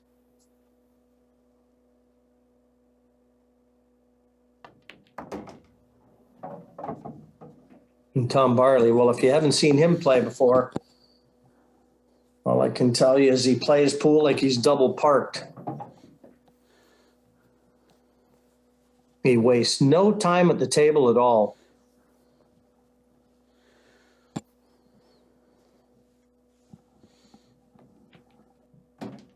And just like that, 1-0 to the banger. Well, that was fast, Mark. Yeah, it really was, and you never even cued me in for that one. You didn't really have time to really think about it, and yeah, that's what Tom Barley does. He smashes the pack open and clears them up in no time at all. I mean, that must have been less than a minute and a half. Yeah, and 34 kilometers an hour, that's the hardest break we've seen. And now downtown Craig Brown, well, he'll come to the table for frame number 2. He's played 5 in this event final, and as yet hasn't bothered the scorekeeper. We'll see if he can put that right here with a good break. Frame to break. Drilling 1, frame to 0. Time running.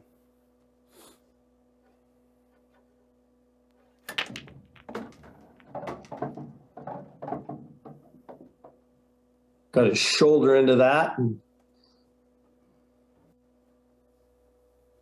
Successful. And a pretty good look at the colors.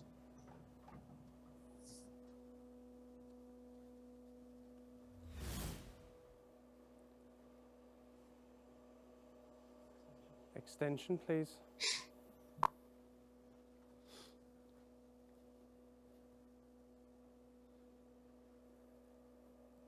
Yeah, and Jim, this break-off's just as good as Tom's. I know he hasn't potted as many ballers, balls as Tom does.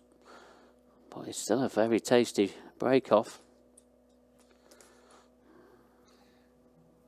And Craig can play pretty fast too when he gets his tail up. We've seen that.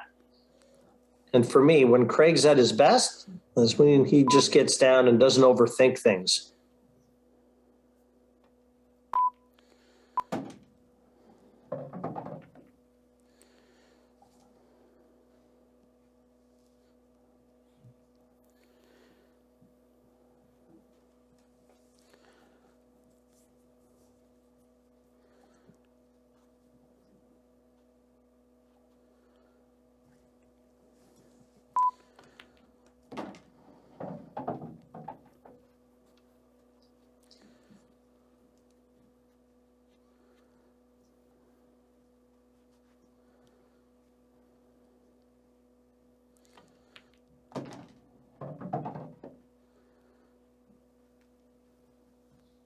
A little closer to his work than he would have liked.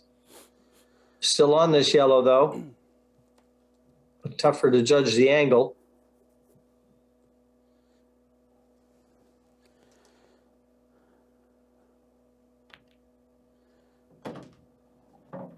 Yeah, good recovery. And he's got a nice angle on the second to last yellow to drop onto the last one. This is a good response from Craig.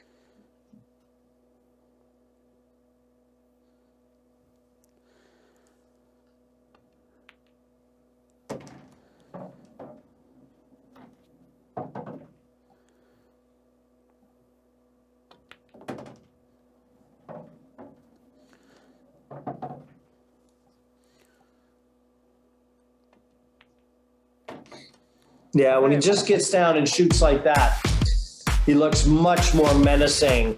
Good visit, that one from Craig Brown. He secures his first frame in the final. It's 1-1 against Tom Barley, but he's got to keep pace.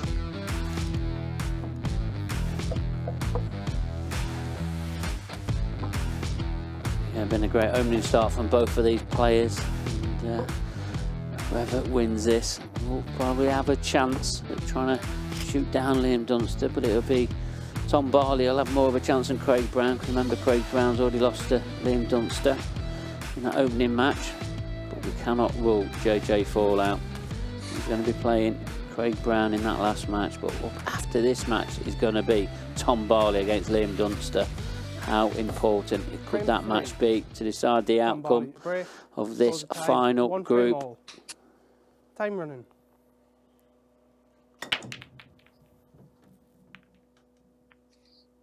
Well, cue ball stayed on the table. That's about the only happy story for Tom, though. Nothing else.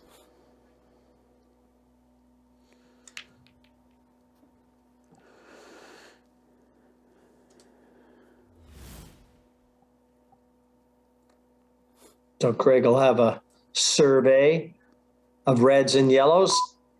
He'll take his extension and, in his mind, look for a pattern to try and remove his choice of color.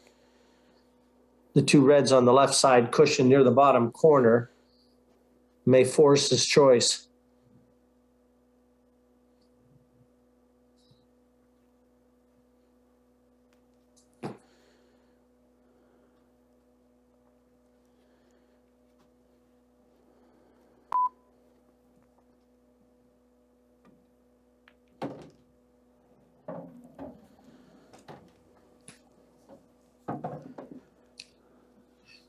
But that red over the bottom right corner, that was always going to be an issue, wasn't it, Mark? And that's why he looked long and hard to see if there was any way he could take reds. Yeah, he did. But, he's made his choice now. Now, does this yellow pass into that bottom right-hand corner? And if it does, can he move that red out of the way? I mean, he's played this for a reason.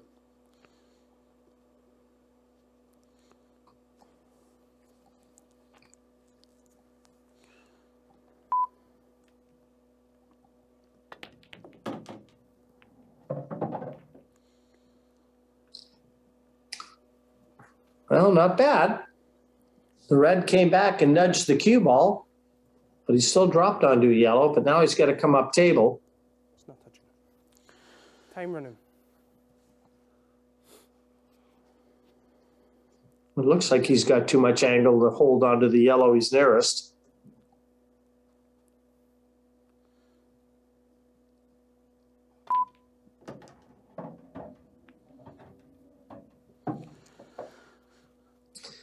And another fortuitous kiss. Even though he kind of shakes his head, he's on this yellow and he's got the angle to drop onto the second to last and then take the cue ball up table. But for him, the problem is getting onto that black.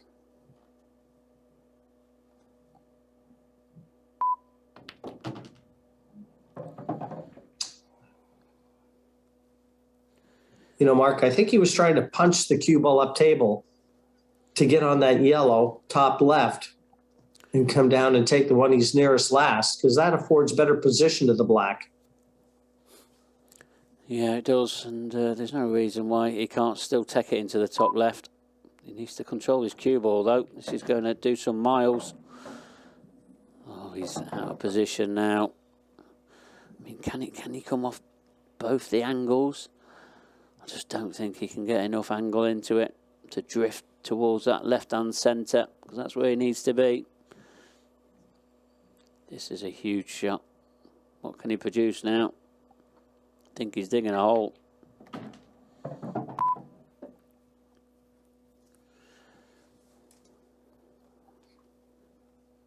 I'm not sure he can see enough of it. He may have to try and play this off the cushion.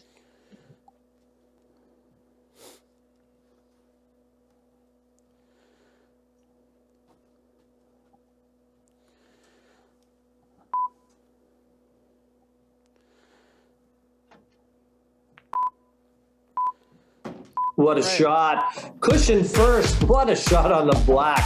And what a finish that was from Craig Brown. Well, he's got some ability, this man, I'll tell you. There aren't a lot of players who would have got out from there. And 2-1 in front of Tom Barley in a match he has to win, and win convincingly.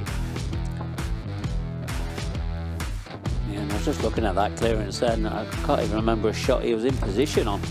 He's made that whiteboard do some miles. He really has. Well, it's a good clearance. As you said, Jim, 2-1 ahead. It'll be him to break next as well.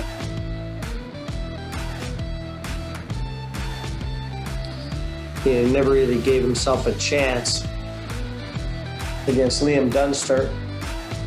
Liam didn't play great, but he was rock solid, and the few chances that Craig had just never capitalized. Here, he's taking every chance that comes his way. He did that a few times against Liam Dunster as well, into the same pocket. One free shot, one visit.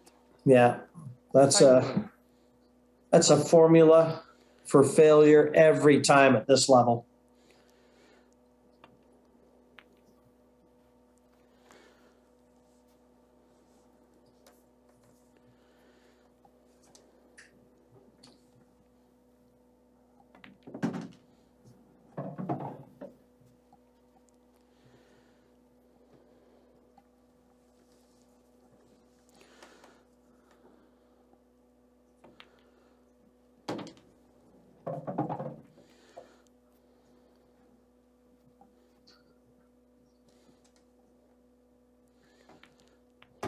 As good a player as Tom Barley is too.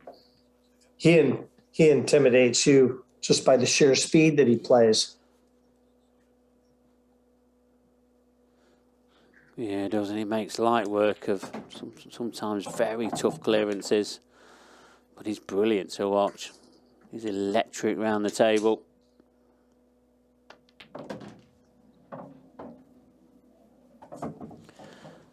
Well, looks like it's going to be all 6 frames again, Jim. And the tie, again, will be on the cards. I've always thought the value was in the tie. Just seems like it's always there lurking. Last match was a tie. We had 3 on the last Monday that I worked, and Well, got another one on the cards here. Tom Barley, Craig Brown, 2 apiece.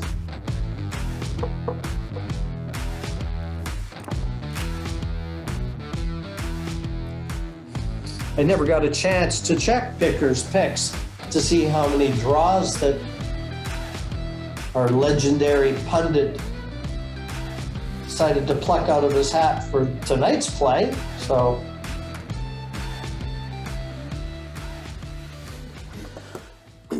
Well, I didn't really go for any draws in the middle part of this session, if you want to call it that. 5. It was all down Tom towards Barley the to end, play. just when I Scored thought the the tie. nerves will 2 start frames all. jangling. Time running. But that can still happen.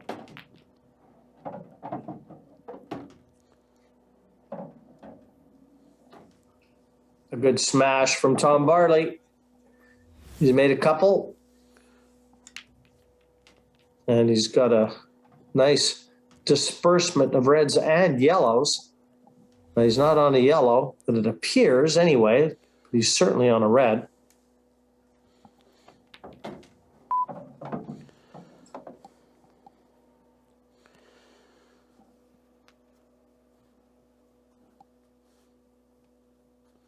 Tell you what, is this shot on? I think he's trying to drift around the back of them yellows, trying to get on that one in the middle or dislodge him. That's a very useful shot. But this next shot's going to be very tough if he can't get through. Can he get through the gap? I think he can. But he sees the shots very quick too, doesn't he? Like even there, a lot of players would have taken a lot more time to come around and just confirm the angle they want the cue ball to take. He just gets down, he sees it. Yeah, he does. He just needs to make sure on his final red he leaves himself the right angle so he can drift down for the black. He's played the cannon there on the yellow, so he is a little bit out of position, but he'll settle for that. He's just off straight. He can get perfect position now. Oh, he's missed the red though. That's careless. Yeah, just when he was looking to ramp it up a notch. Just an unforced error. Now, you always think that a player misses a shot like that because he's just careless and Extension, please. not looking at the shot. But that's the way Tom plays. It's not a careless miss. He probably thought that he was going to be contacting the yellow and was forcing the cue ball slightly. But that's the speed that that man plays. Yeah, and again, you just think he's just started to see the winning line.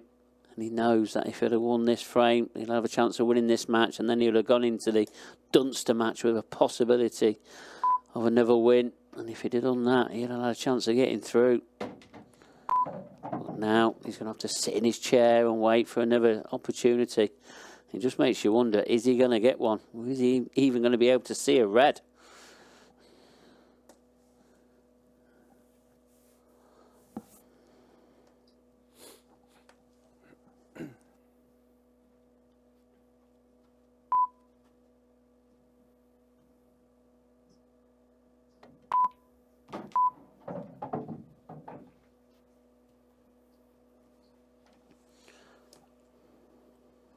Well, every chance now for Craig.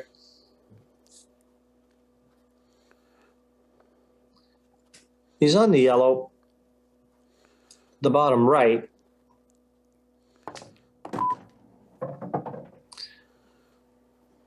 And that's a good positional effort. By taking this yellow, he'll free the other.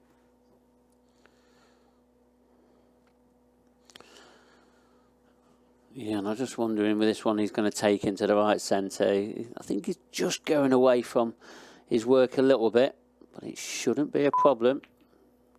Oh, he's fine.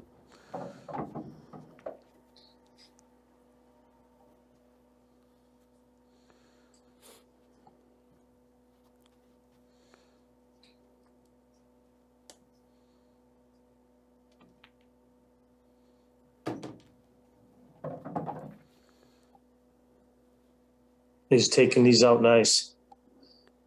Following the miss from Barley. There were no misses in Craig Brown's cue. And he gets to 3 first. 3-2, he leads Tom Barley. And Downtown will break in the last.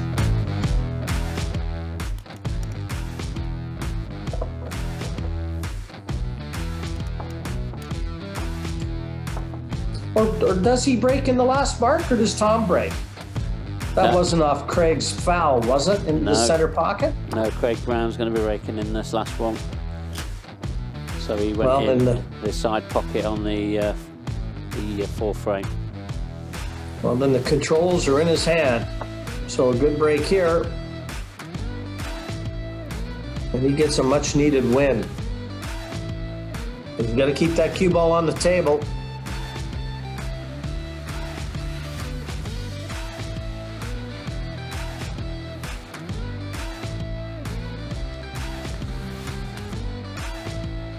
These players, they're not only just playing for a place in the grand final, they're even playing for decent money now.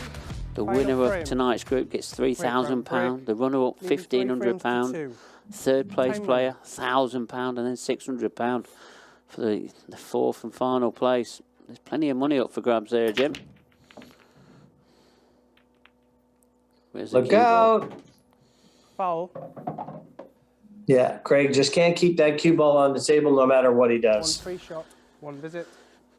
Time running. Yeah, and I think that's the fourth occasion now he's lost a cue ball off his break, and that is not the standard you want to be bringing into an event final.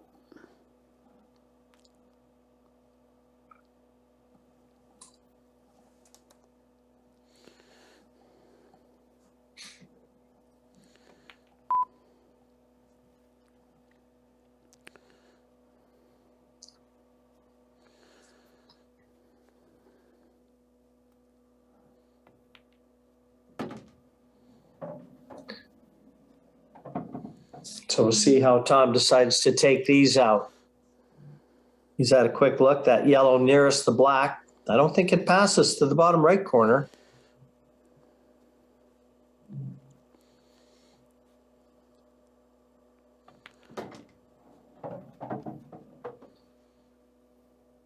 So I wonder if he can take the cue ball into the black here. At least I don't think it passes. You can certainly move it here. Passes now, Mark. Yeah, it does. He's in prime position now. Don't have to do a lot with this cue ball. He's just got to keep it under control. Don't want to be going too much out of position. He's coming off cushions now. And he just play with such a level of confidence.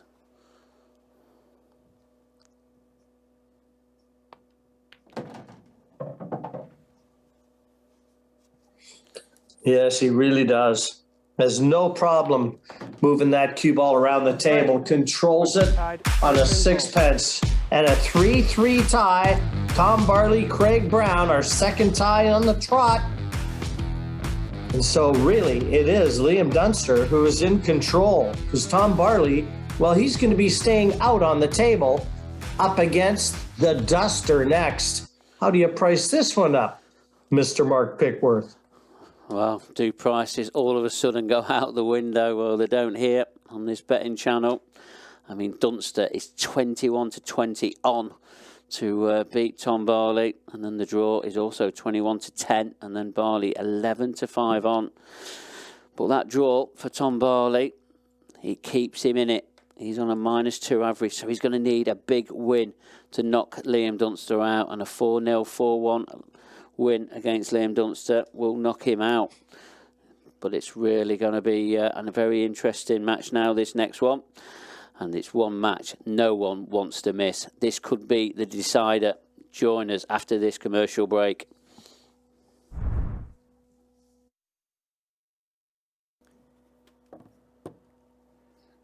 Champions Cup Event 3 final match, best of 6 frames. First frame, Liam Dunster at the break. Time running. Well, it's our fifth match. The Duster against the Banger. And these two will know each other pretty well. Liam measured, calculating. Tom Barley, well, he plays very fast and loose. got a very controlled game, even though it doesn't look like it, because that white ball, well, he's got it on a string. And another dry break from Liam Dunster. You just have to ask yourself, when is he going to change the area that he breaks from?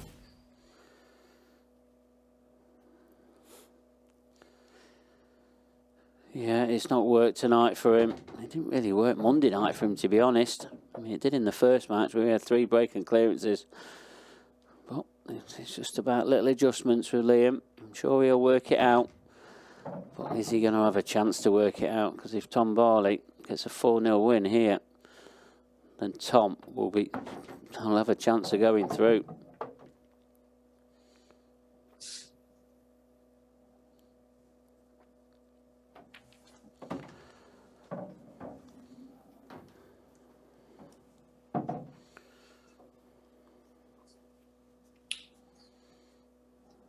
It'll certainly put a lot of focus on the final match of the evening, JJ Fall versus Craig Brown, because JJ's on 3 points.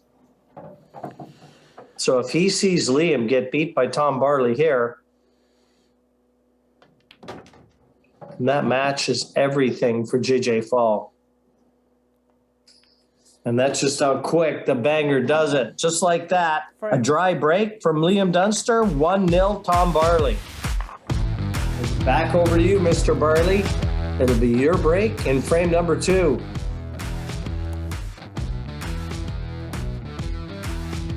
Yeah, we've seen the way that Tom Barley's been breaking tonight. He's been breaking with some phenomenal power. And I'm sure that's not going to stop any time yet. One thing he needs to do is keep the cue ball on the table. It is crucially important now. These are crucial moments of this Event 3 final now, into our final 2 matches, and it's still not decided.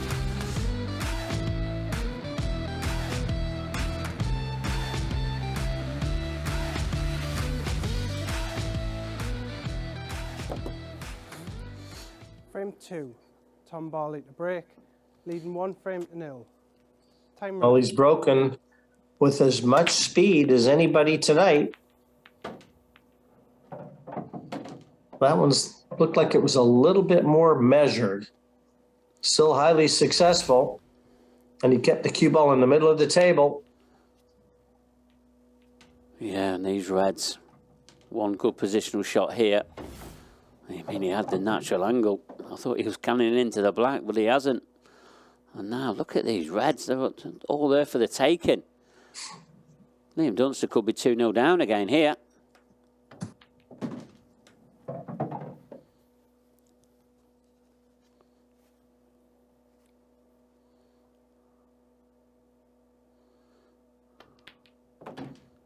Well, remember, it's one thing to get the world champion down. It's another to keep him there.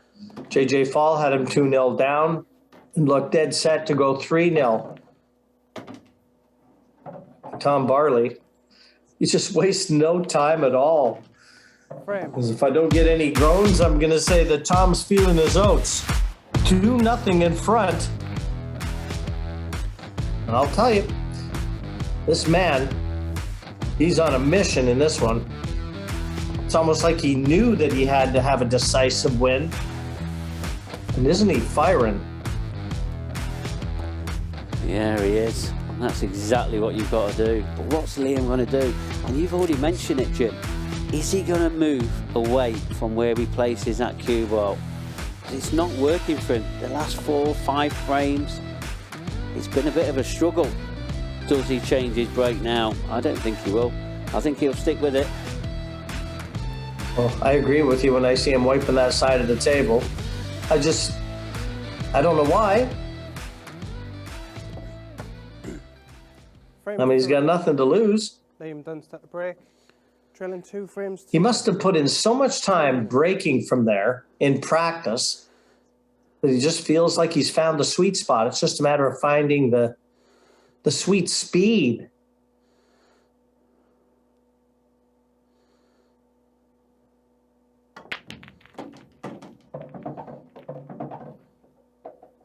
Oh, 24.5 kilometers an hour, much better break in terms of success rate too. And look at these reds again. They're there for the taking. Can't see him taking yellows. I mean, the yellows are probably the easiest set. But he's got the most difficult opener and not one with natural position.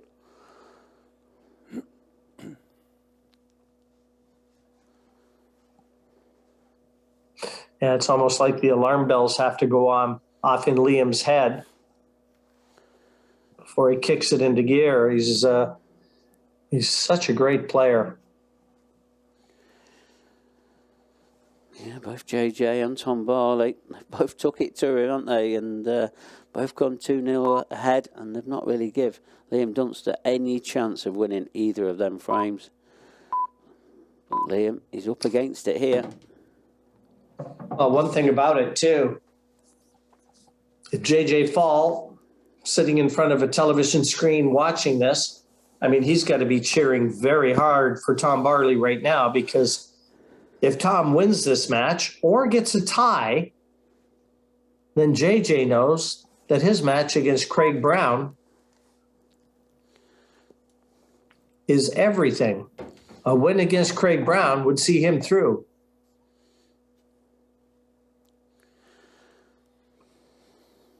Yeah, a win or a draw if Liam does end up losing this match. But there's a lot of pool to be played yet before we can start working all of that out, one, Jim. We've still got another possible 4 frames in this match.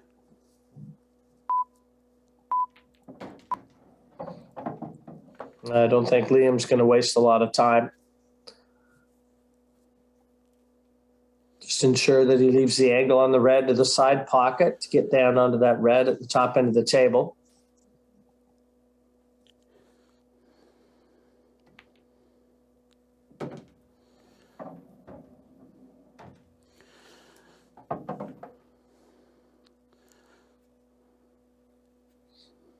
But you see the difference in styles for Liam. Comes over just to check. He knows the angle he's got on this red is perfect, but he wants to make sure that the angle he leaves on the last red is nice to drop onto the black, whereas Tom Barley is much more of a natural player. Just sights naturally, gets down, doesn't need to take that second and third look. And doesn't make either one of them right or wrong, just different styles.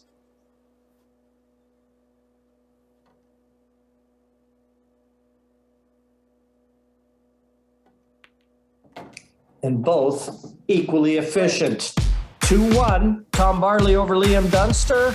The Dunster polishes that one off. And finally, a successful break from Liam.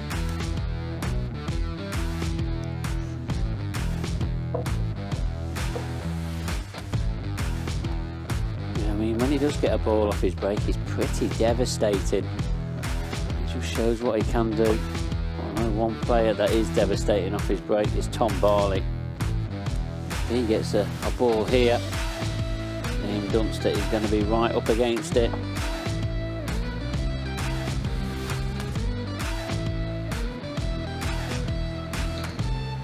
Well, he does have the control of this match in his hands. He's broken serve. He's 2-1 ahead and breaking. Nothing he can do about the last. Tom Barley to break, leading 2 frames to 1. Time running.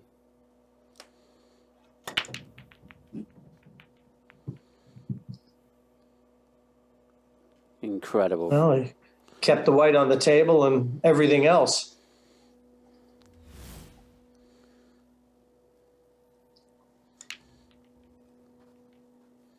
And at 34.1 kilometers an hour, that was the quickest break we've seen. Extension. So please. you do need to find that sweet speed, just like the sweet spot. Sometimes you can hit them too hard and balls are careening into each other on the way to pockets.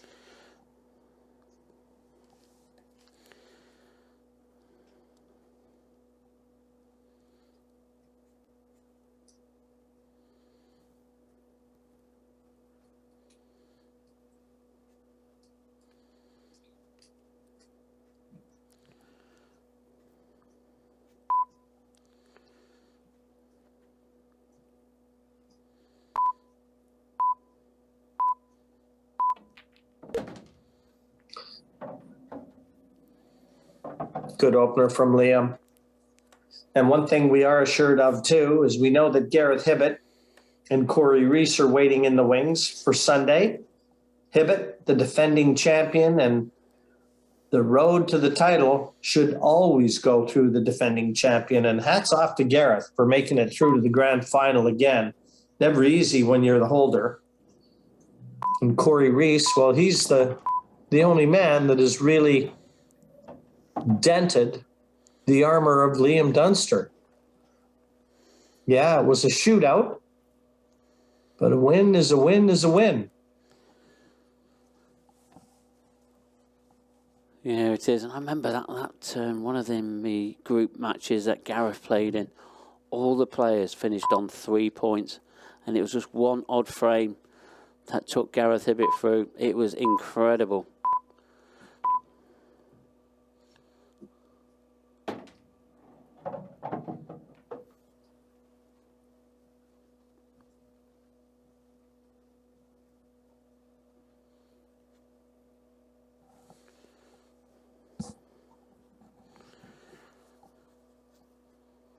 I think that kiss on that yellow is probably going to help him. And he's going to put this in the bottom left-hand corner and hopefully take the yellow that's in the bottom half of the table into the same pocket. And that will leave him a chance then of getting on that yellow he previously nudged. Needs a bit of an angle to come on and off the cushion here.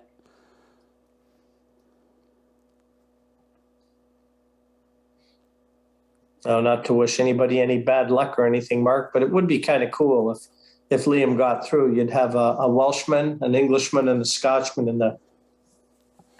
in the grand final. That would actually be, that would bring a lot of fans to the forefront, I think. Yeah, it would do as a home nations, but don't forget, we've still got a possibility of a South African getting in there.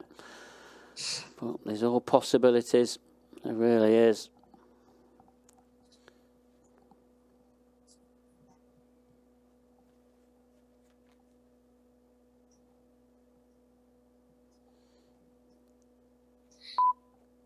Yeah, I am getting a little ahead of myself. Writing off JJ Fall. Well, if you'd have been with us Monday night and seen the Houdini act that he provided us with, you'd never write that guy off.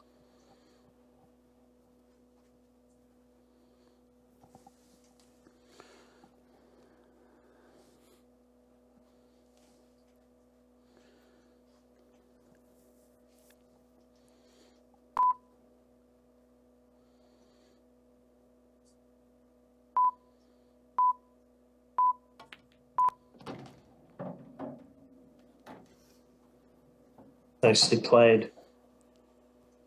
Looks dead set to the bottom right corner.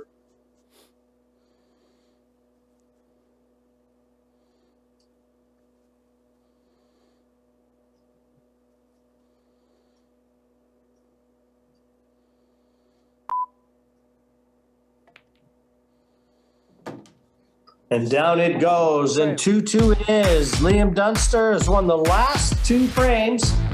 That time a dry break, courtesy Tom Barley, providing the platform for Dunster to secure the frame win.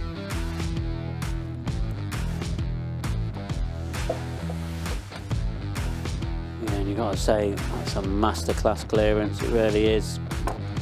Just when he needed it. And he's now going to have a chance with his break in the next. Can he get to 3 first? Here's a scenario for you, Jim. If Liam goes on to win this match 4-2 and JJ wins 4-0 in the last match against Craig Brown, we're going into a sudden death shootout to see who wins the group. That would be in some incredible conclusion to this Event 3 final. But still a lot of pool to be played, Jack.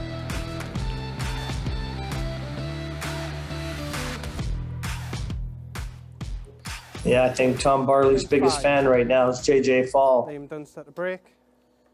Scores are tied, 2 frames all. Time running. Tom just needs to secure one more frame to get the draw, and then JJ would have to beat Craig to get through. And Liam, well, He doesn't want to leave anything to chance. He'd like to duplicate his last break.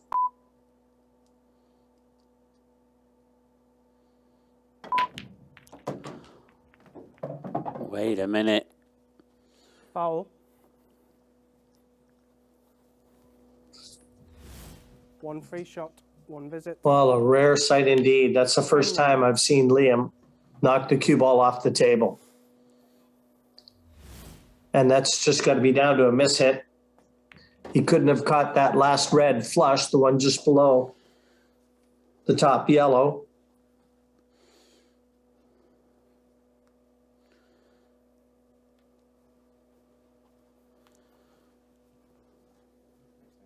Extension, please.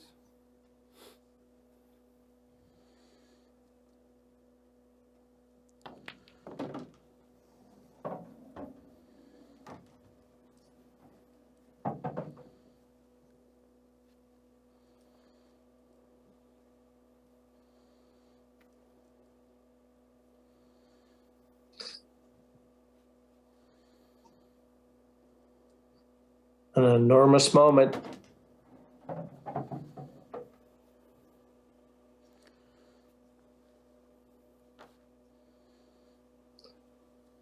So much so you've even got Tom Barley taking his time.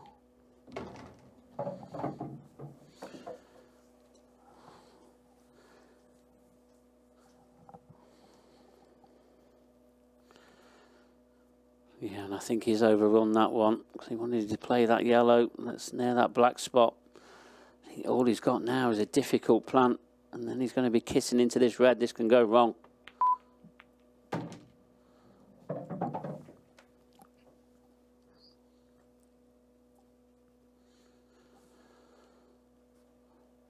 Well, Is there a chance of this yellow off the red?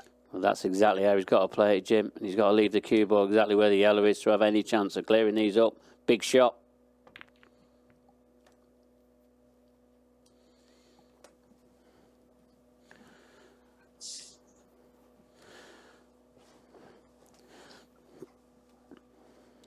What a chance Tom had there. You know, you get a mistake like that from Liam off the break, and you let him off the hook. Yeah, shake of the head. Can't blame him. Yeah, both Tom and JJ, they've both had chances to knock the world champion off his perch. They just don't seem to be taking them. But this is a sign now for Liam Dunster to step on the gas.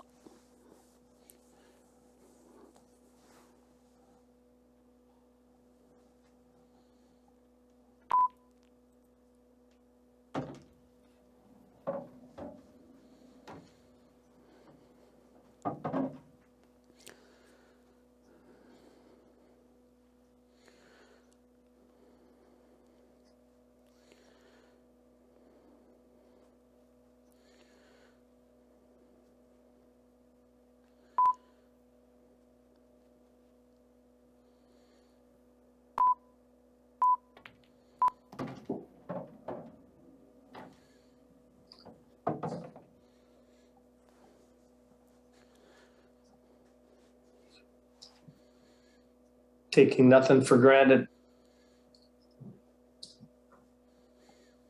I think Liam knows this is crunch time.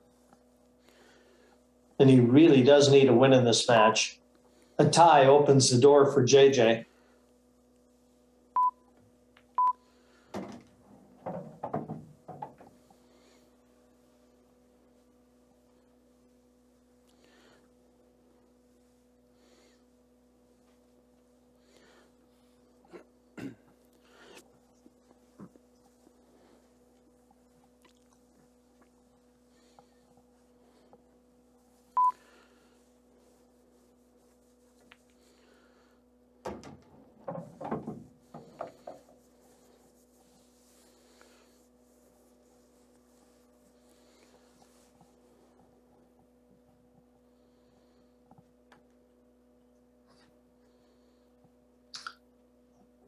Mark, we had 3 ties on the trot on Monday night.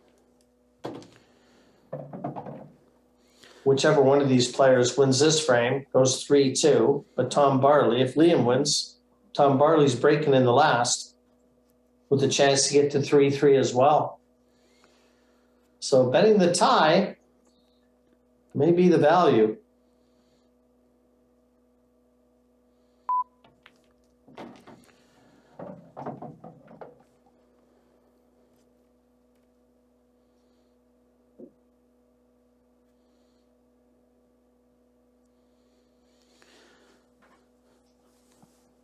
Yeah, the tie in this match was around 3-1.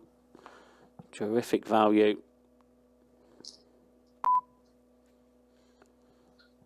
That shot clock's ticking down.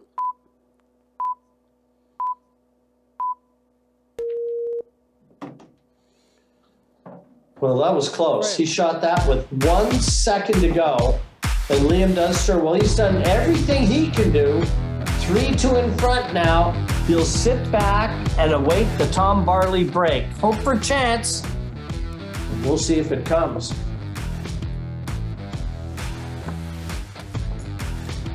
Yeah, so that's now Tom Barley. He's out of this competition. He can only get to 2 points. But Liam Dunster, he's guaranteed 4 points now. He has got a +4 average.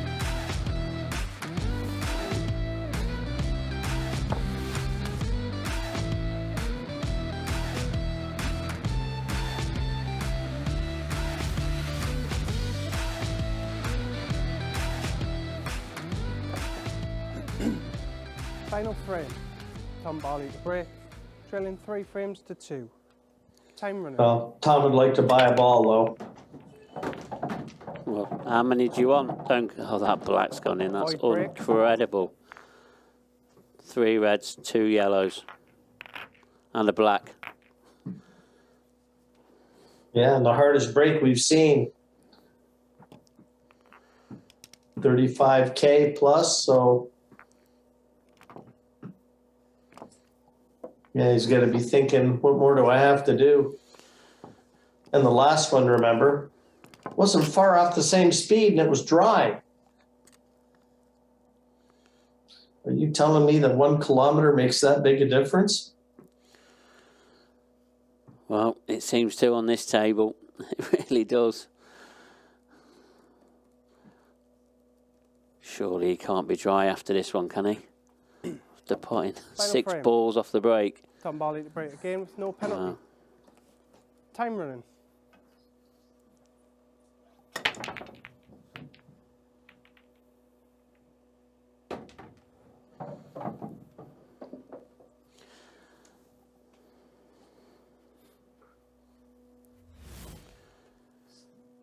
Nope, no dry break.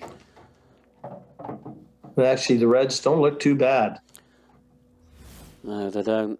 And if you've got a stopwatch in your hand, you won't be needing a lot of it. There's only that red that he's closest to now. That's his most difficult one. That's one that he needs to be very careful on.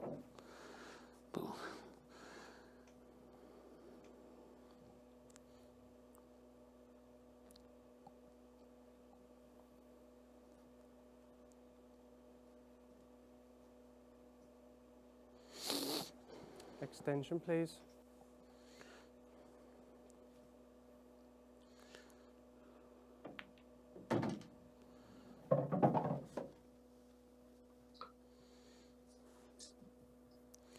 Well, in your words, Mark, I think he's got to reroute. Don't know if he's on the red to left center. Don't think he is.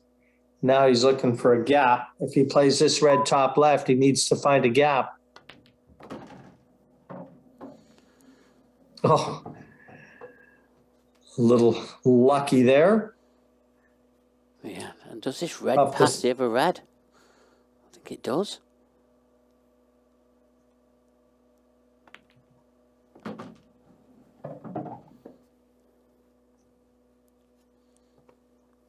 Yeah, just got to play this off 2 cushions and get it back out to the area it is now. Oh, dear. Needs more speed. Oh, Tom. He had a huge area to go in there. He's under hit that by probably 2 or 3 foot. Can he pot this black? No.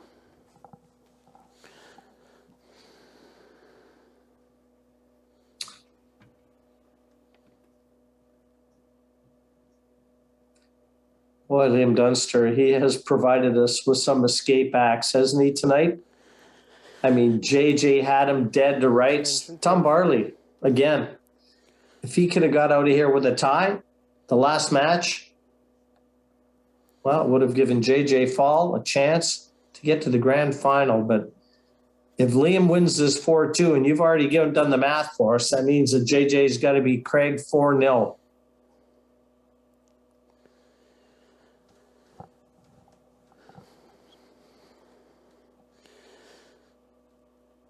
Yeah, and you've got to say, Liam Dunster, he's dodged some bullets tonight.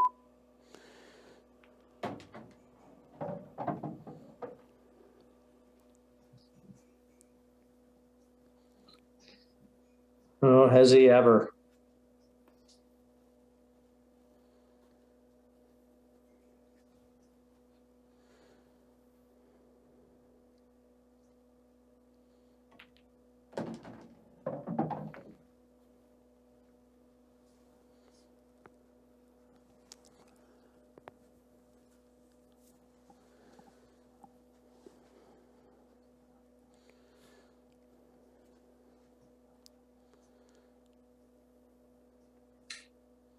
Going to take this up to the top corner.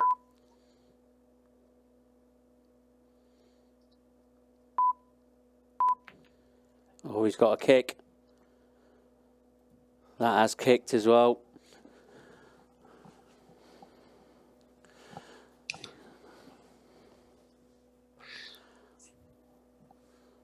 Are we going to see some more drama? What can Tom produce here? Has he got a shot on?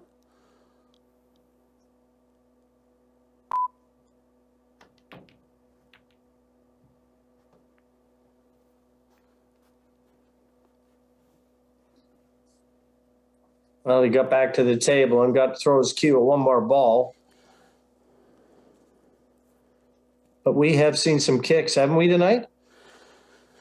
Yeah, and they seem to be coming at crucial times. But it's the second time that Liam has got away with the kick, and he's never been punished for it.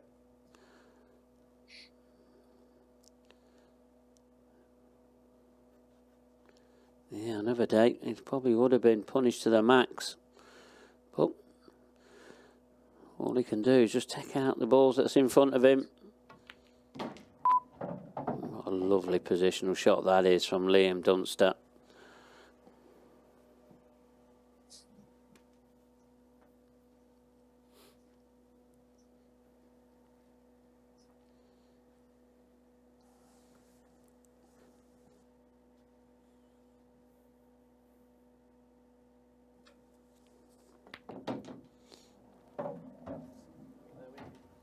Timeout.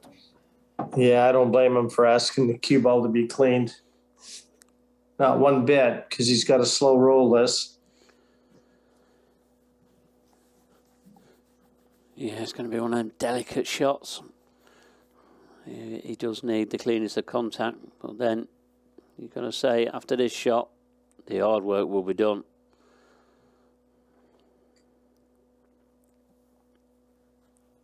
Time running.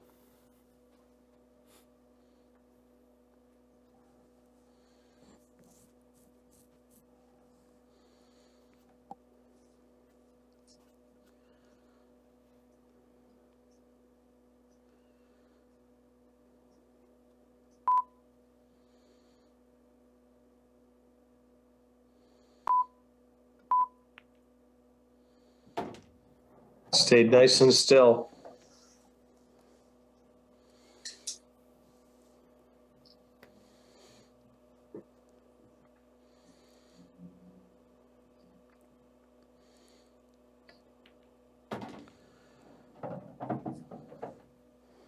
And Liam, 5 out of 6 points, 2 wins in the draw with JJ Fall.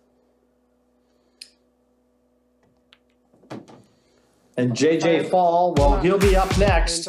But a good performance, that one from Liam. There were anxious moments to be sure, but the world champion, well, he's in prime position to move through the Sunday's grand final. Yeah. And sorry, Mark, I was going to say next up, JJ Fall, Craig Brown. We'll be back after the short break. You're going to want to see if JJ can produce the goods.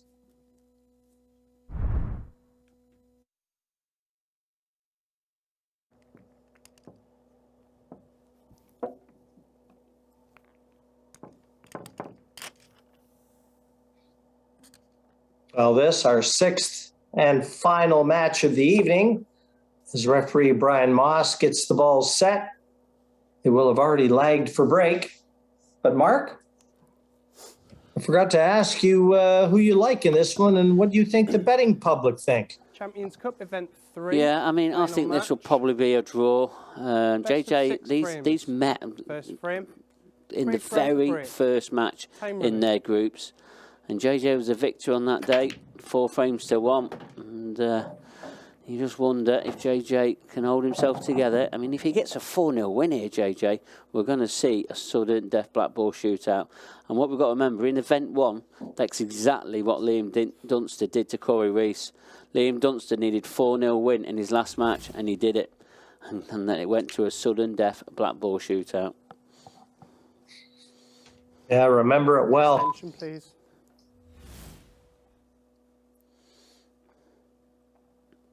Well, a successful break from Craig Brown.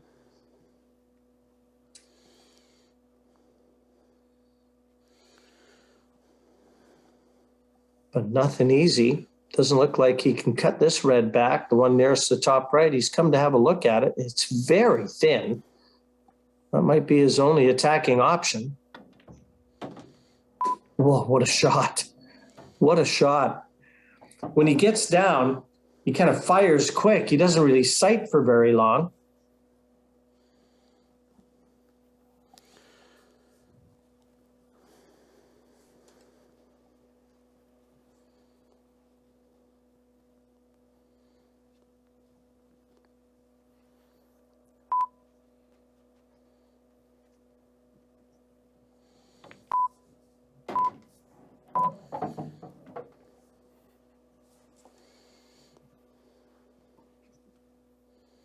He's on a couple reds here.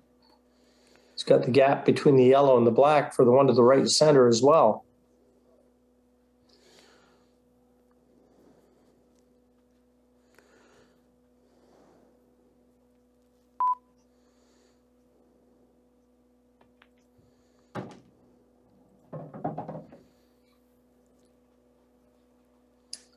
Well, he may have to leave that red over the bottom right corner now to last, even though it's the only one that he's really on, because it provides the best position to the black that now looks only to be available to the left center.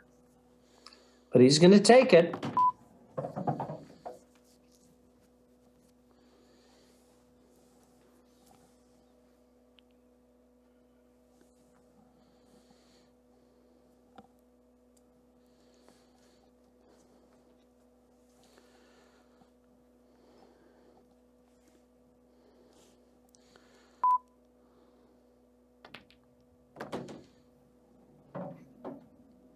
He's a very good potter as well, Craig, when we've seen him in the past, and he's had a group win already. But a very confident and accurate potter. Perfect angle on this last red. And we may find out JJ Fall's fate sooner rather than later.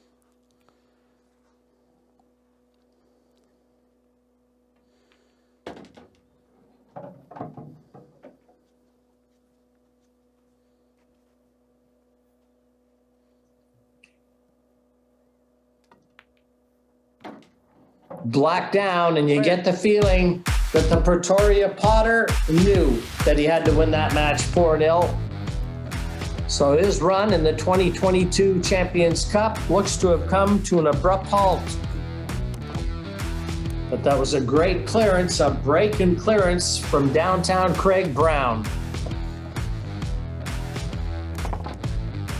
Yeah, it was. And now that's one frame there from Craig Brown. That means Liam Dunster is your group winner and the Event 3 winner, and he'll be taking his place in that grand final on March the 20th. But these two are now playing for a difference of £500. It's either £1,500 or £1,000. So, and what JJ can't do is lose heavily. Frame 2. JJ Fall to break. Trailing 1 frame to 0. Time running. Well, JJ's had the measure of the break all night. And to be fair, Mark, he's definitely had his chances. He really should have beat Liam when he had his chances, and he didn't take them, and that proved to be costly. Though Tom Barley can probably say the same thing with his match against Liam Dunster as well. He probably should have beat Liam too. Yeah, absolutely. He definitely should have got a draw off him. And just wonder why JJ was watching downstairs. How much did that play a part in the way of his approach to this last match? You know, because if he did have got a draw, then he would have known it would have been in his own hands.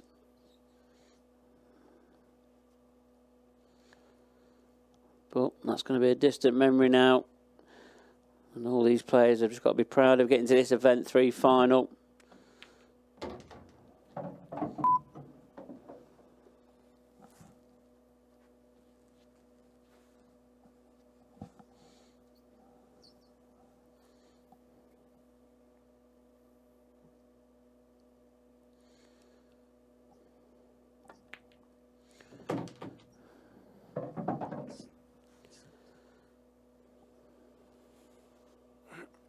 Yeah, he's a top-class player too, is JJ Fall.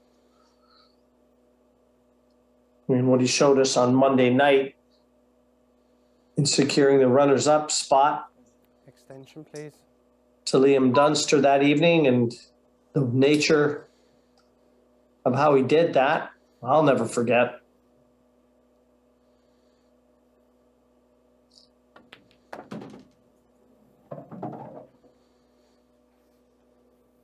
But he's got a lot of heart.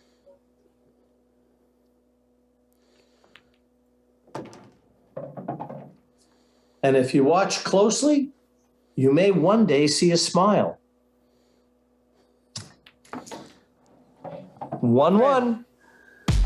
JJ Fall, Craig Brown in our final match of the night, playing for some cold, hard cash.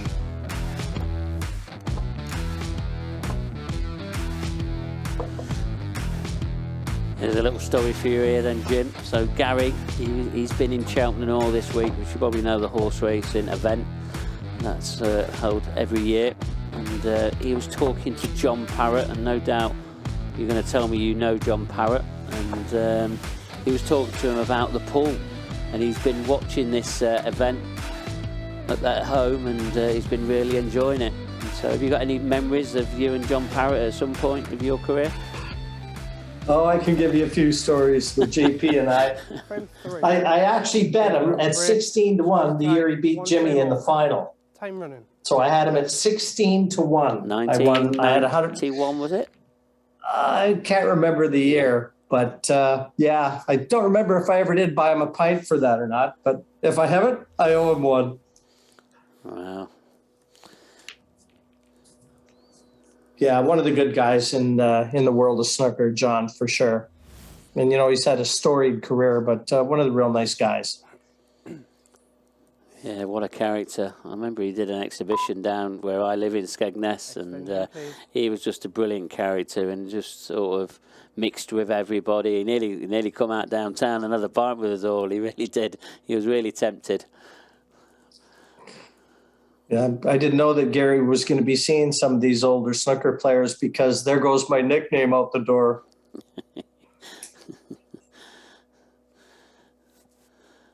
Yeah, because I think John, he's into all the horses and horse racing and that. I'm not sure if he's got a horse of his own or anything, but he's definitely a keen sort of person within the horsing game.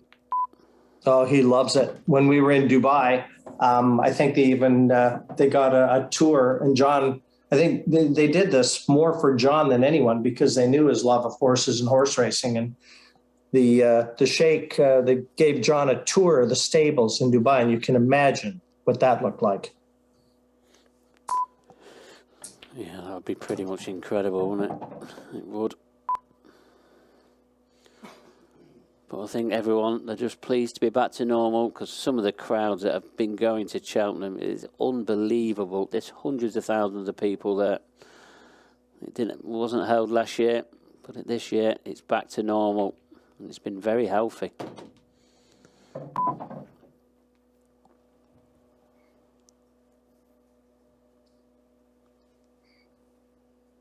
Now, JJ, as expected, putting on a major fight. Still a lot of pride at stake, too. These ranked professionals, they know getting the one up is all, it might be worth something down the road.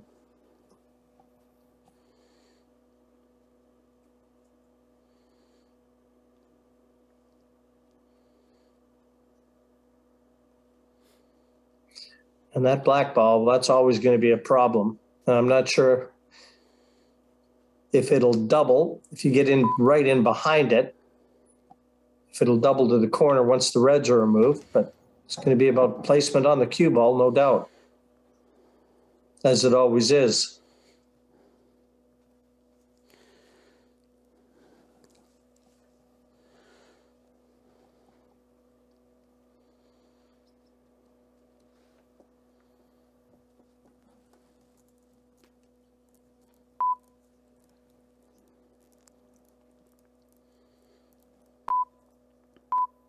Chance to move it here. Oh, took his eye off the red. He was so concerned with the path he wanted the cue ball to take that he took his eye off the intended target. And that is priority one. Yeah, it is. I mean, it's still not in a bad position here, JJ. I mean, Craig, I don't think he's got any chance but to take these on. There's not many places where he can hide this cue ball. He needs to be attacking it.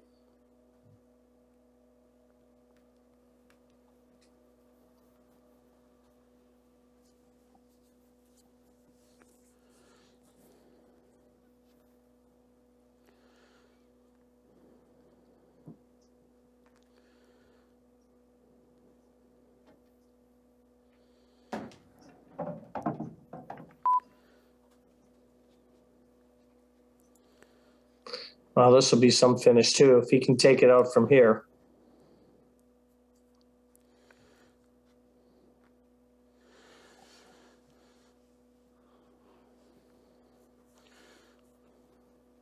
Yeah, I'm just wondering if is he looking at playing a safety shot after this?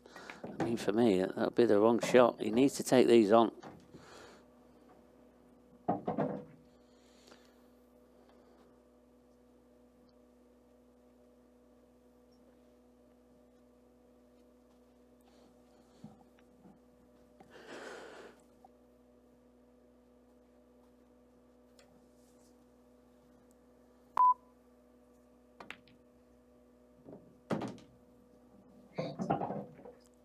Well, wiped its feet, but it went in.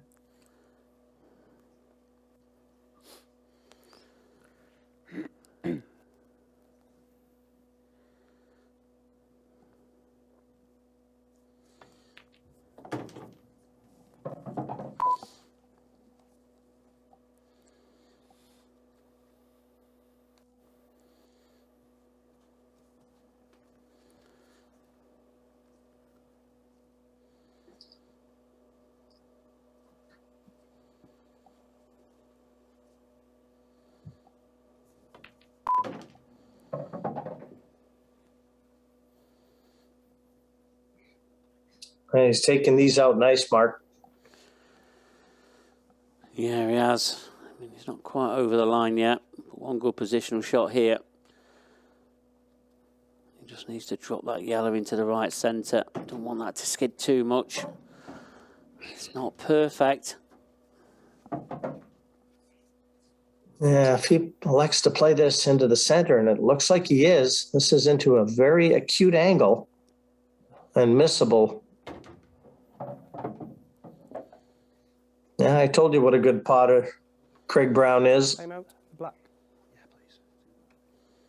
And taking no prisoners, he wants that black ball cleaned. He spotted maybe a bit of chalk or something on the black that it had picked up. I'm asking Brian Moss to clean it with the gloves.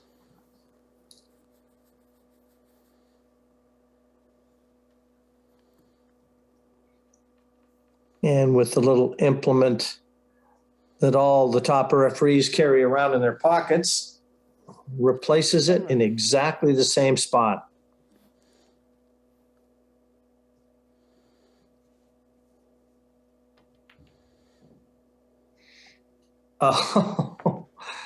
Oh, we have seen some blacks miss tonight, haven't we? Unbelievable.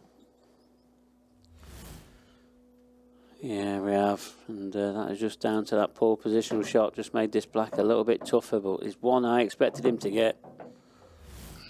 Yeah, and, he might have been taken out of rhythm, too, asking it to be cleaned, and rightfully so. It's a justifiable ask, but just broke his rhythm enough.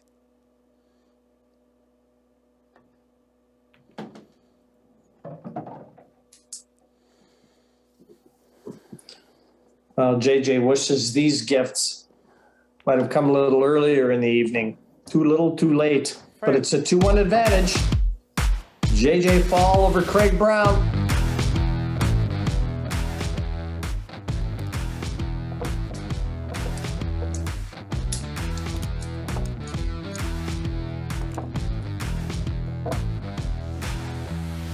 Mark, while they're racking them up, I'll tell you a little bit more to that story with my John Parrott winning the World Championships. I actually went golfing that morning. I fully intended to, because I had 16-1 on Parrott, I fully intended to protect and bet Jimmy. Well, Parrott raced out to like a 7-0 or 8-0 lead while I was on the golf course. And I came back, and he was so far in front, I thought, I'm just going to let it ride. And, of course, he went on to win the title. Frame 4. So John even made me money when I was on the golf course. Oh, that's the way to do it. You do owe him a big drink then. Wow.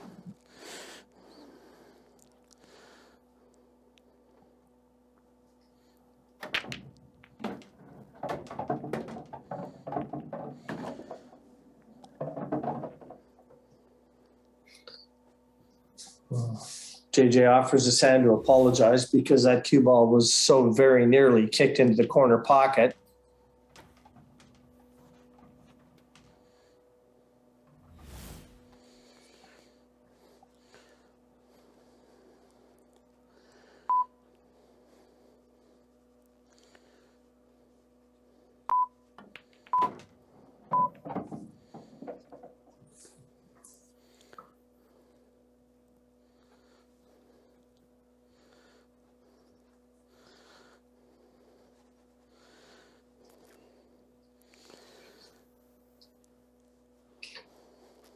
Well, and we've heard that John has been watching the program, but he's doesn't like the fact that it's on a little too late. Well, he's got to move to Canada.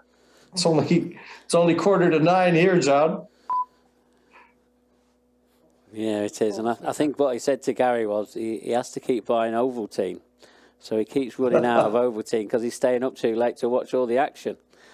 So it's costing him money.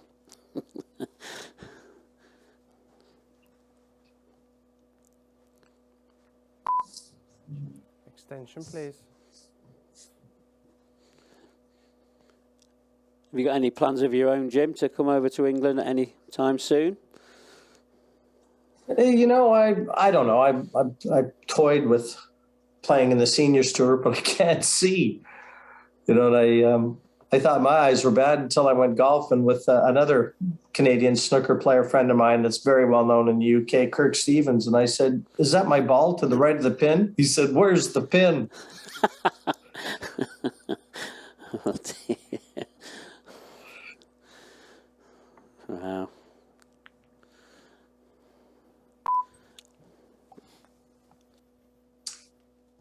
No, I don't know. Travel right now, it just seems like, yeah, it's tricky, you know, until things settle a little and, you know, we start to see some form of normality in the world that, you know, going through airports and hotels and sitting on planes, it just doesn't excite me at all.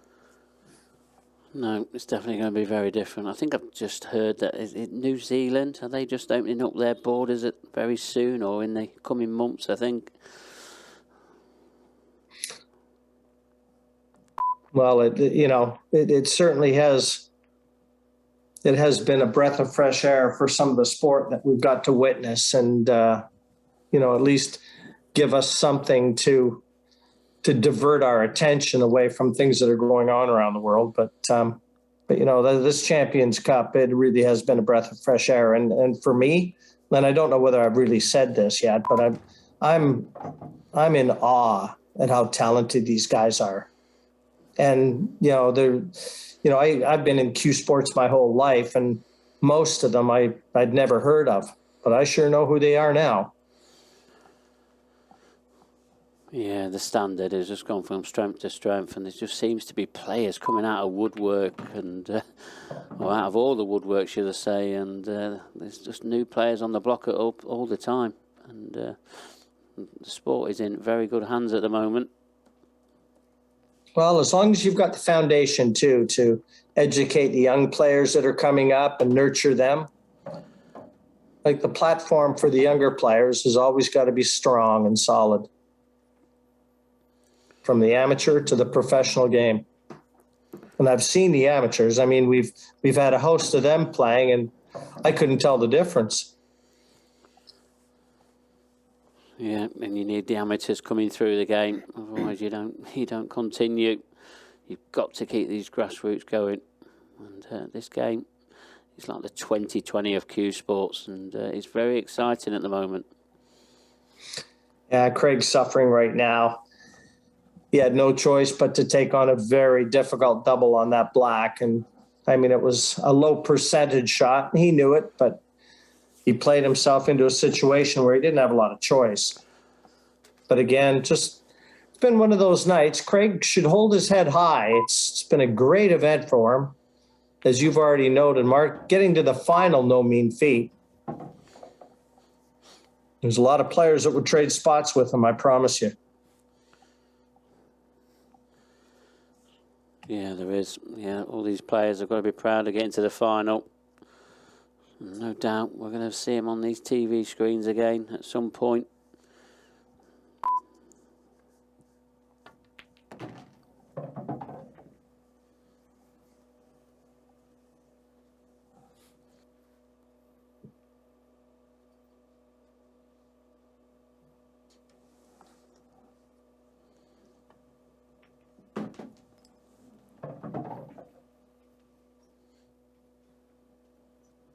They'll ensure to leave a nice angle on the last yellow. They want to get that cue ball up closer to the black.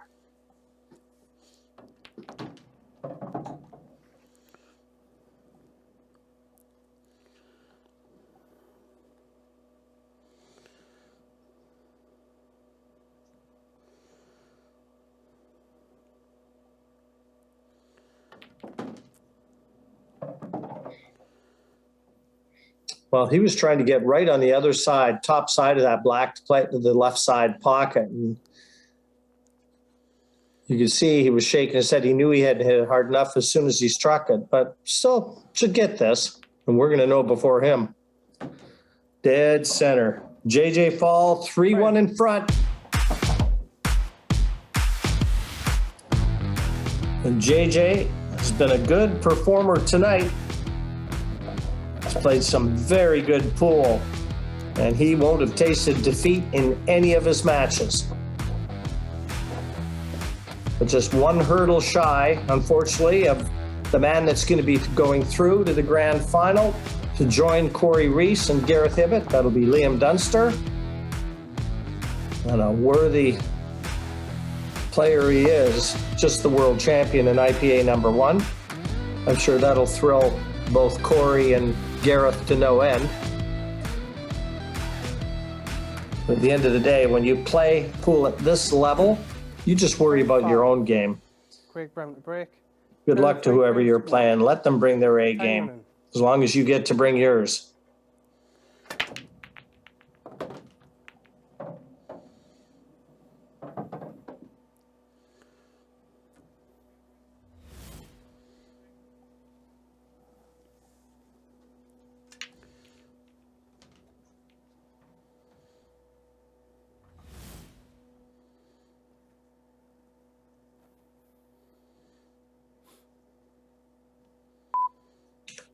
And we'll see if Craig can finish in a flurry, try and win these last 2 frames, clear up from here.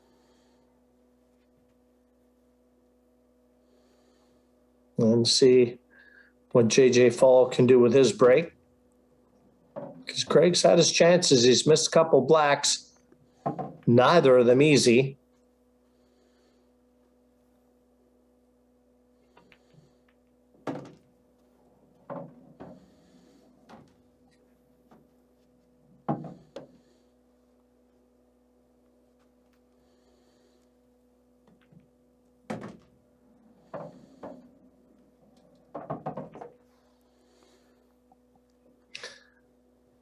Well, we don't need to see where it finished. We saw his body language. A deep breath and then slumping of the shoulders. That told us everything we needed to know.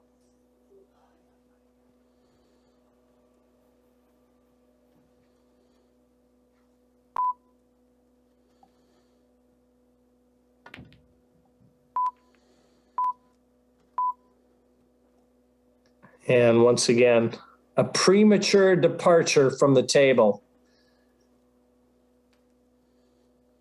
Just a wayward shot.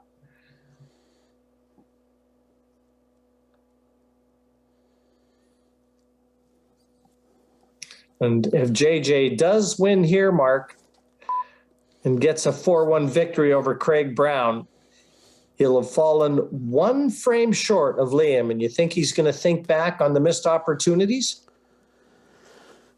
Yeah, he will. And also look at even that previous match with Tom Barley.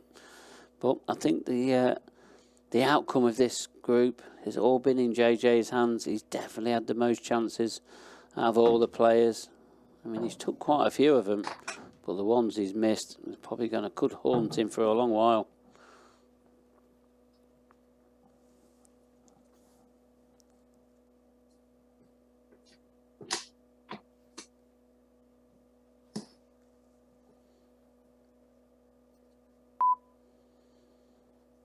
At the angle here too, if he can move that red and free the pocket for the yellow. Well, he elected to play it differently, because that one yellow nearest the red, top right, that's a tricky one to get on.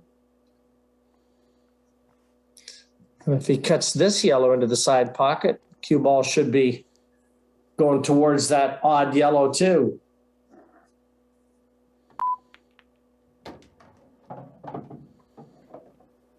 Well, position was never going to be guaranteed playing it that way.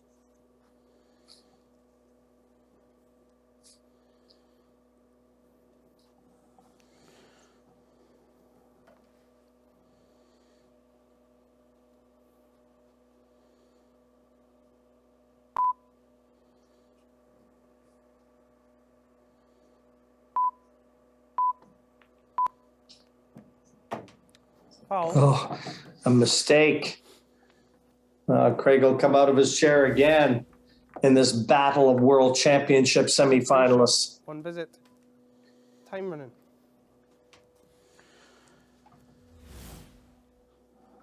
Yeah, and if he'd hit that thin enough, he would have definitely missed that in off.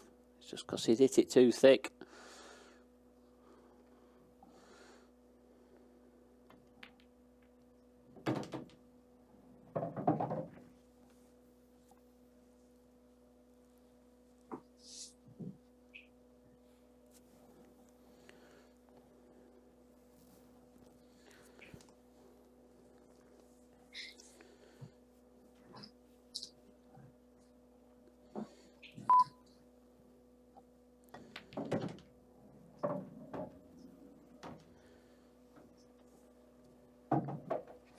Now this should almost assuredly be 3-2 now. And with JJ breaking in the sixth and last.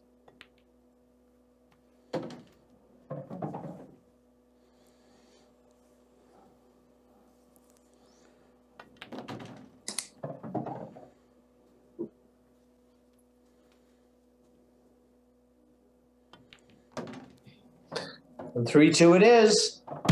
So Craig Brown will sit and wait for JJ Fall's break in our final frame of the evening, an evening that's belonged to Liam Dunster.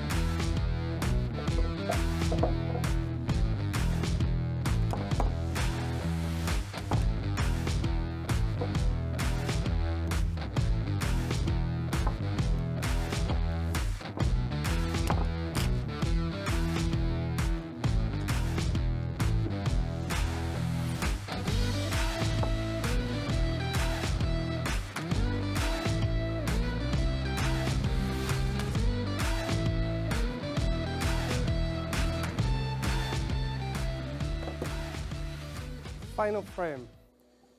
JJ Fall at the break, leading 3 frames to 2. Time running. So a good break here.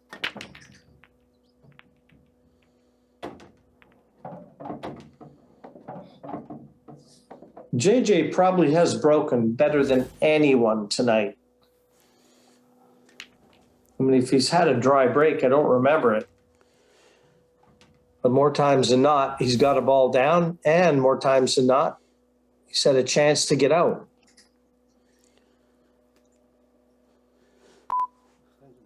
Extension. Yeah, I think you're right with that stat, really. He's definitely broke the best out of everybody. I mean, Tom's got the biggest break out of all these 4 players, but he's lost control of that white. And the same with Craig Brown tonight.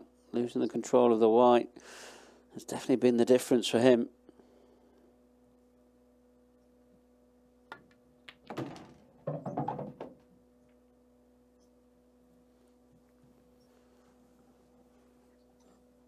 Well, I was trying to get around that red, play it to the bottom left, but he's still on it now. Double to the red over the right center.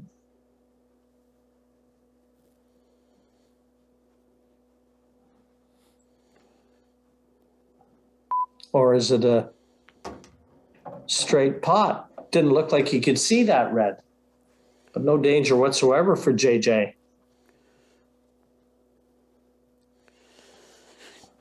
No, none at all. And the red that's next to the black, I don't think it passes with that red on that left-hand cushion into the top left-hand pocket.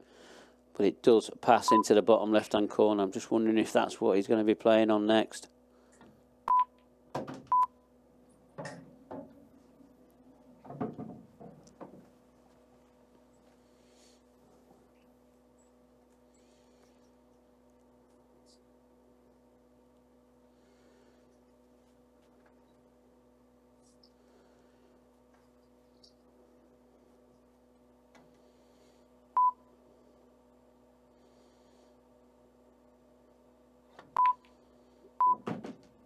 Good shot. And I think he's left himself a little angle on this red to get the cue ball out towards the middle of the table.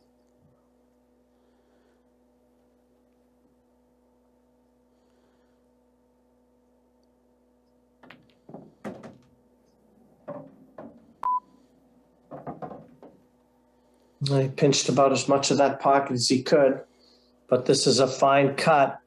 And I don't know whether he can avoid contacting the yellow.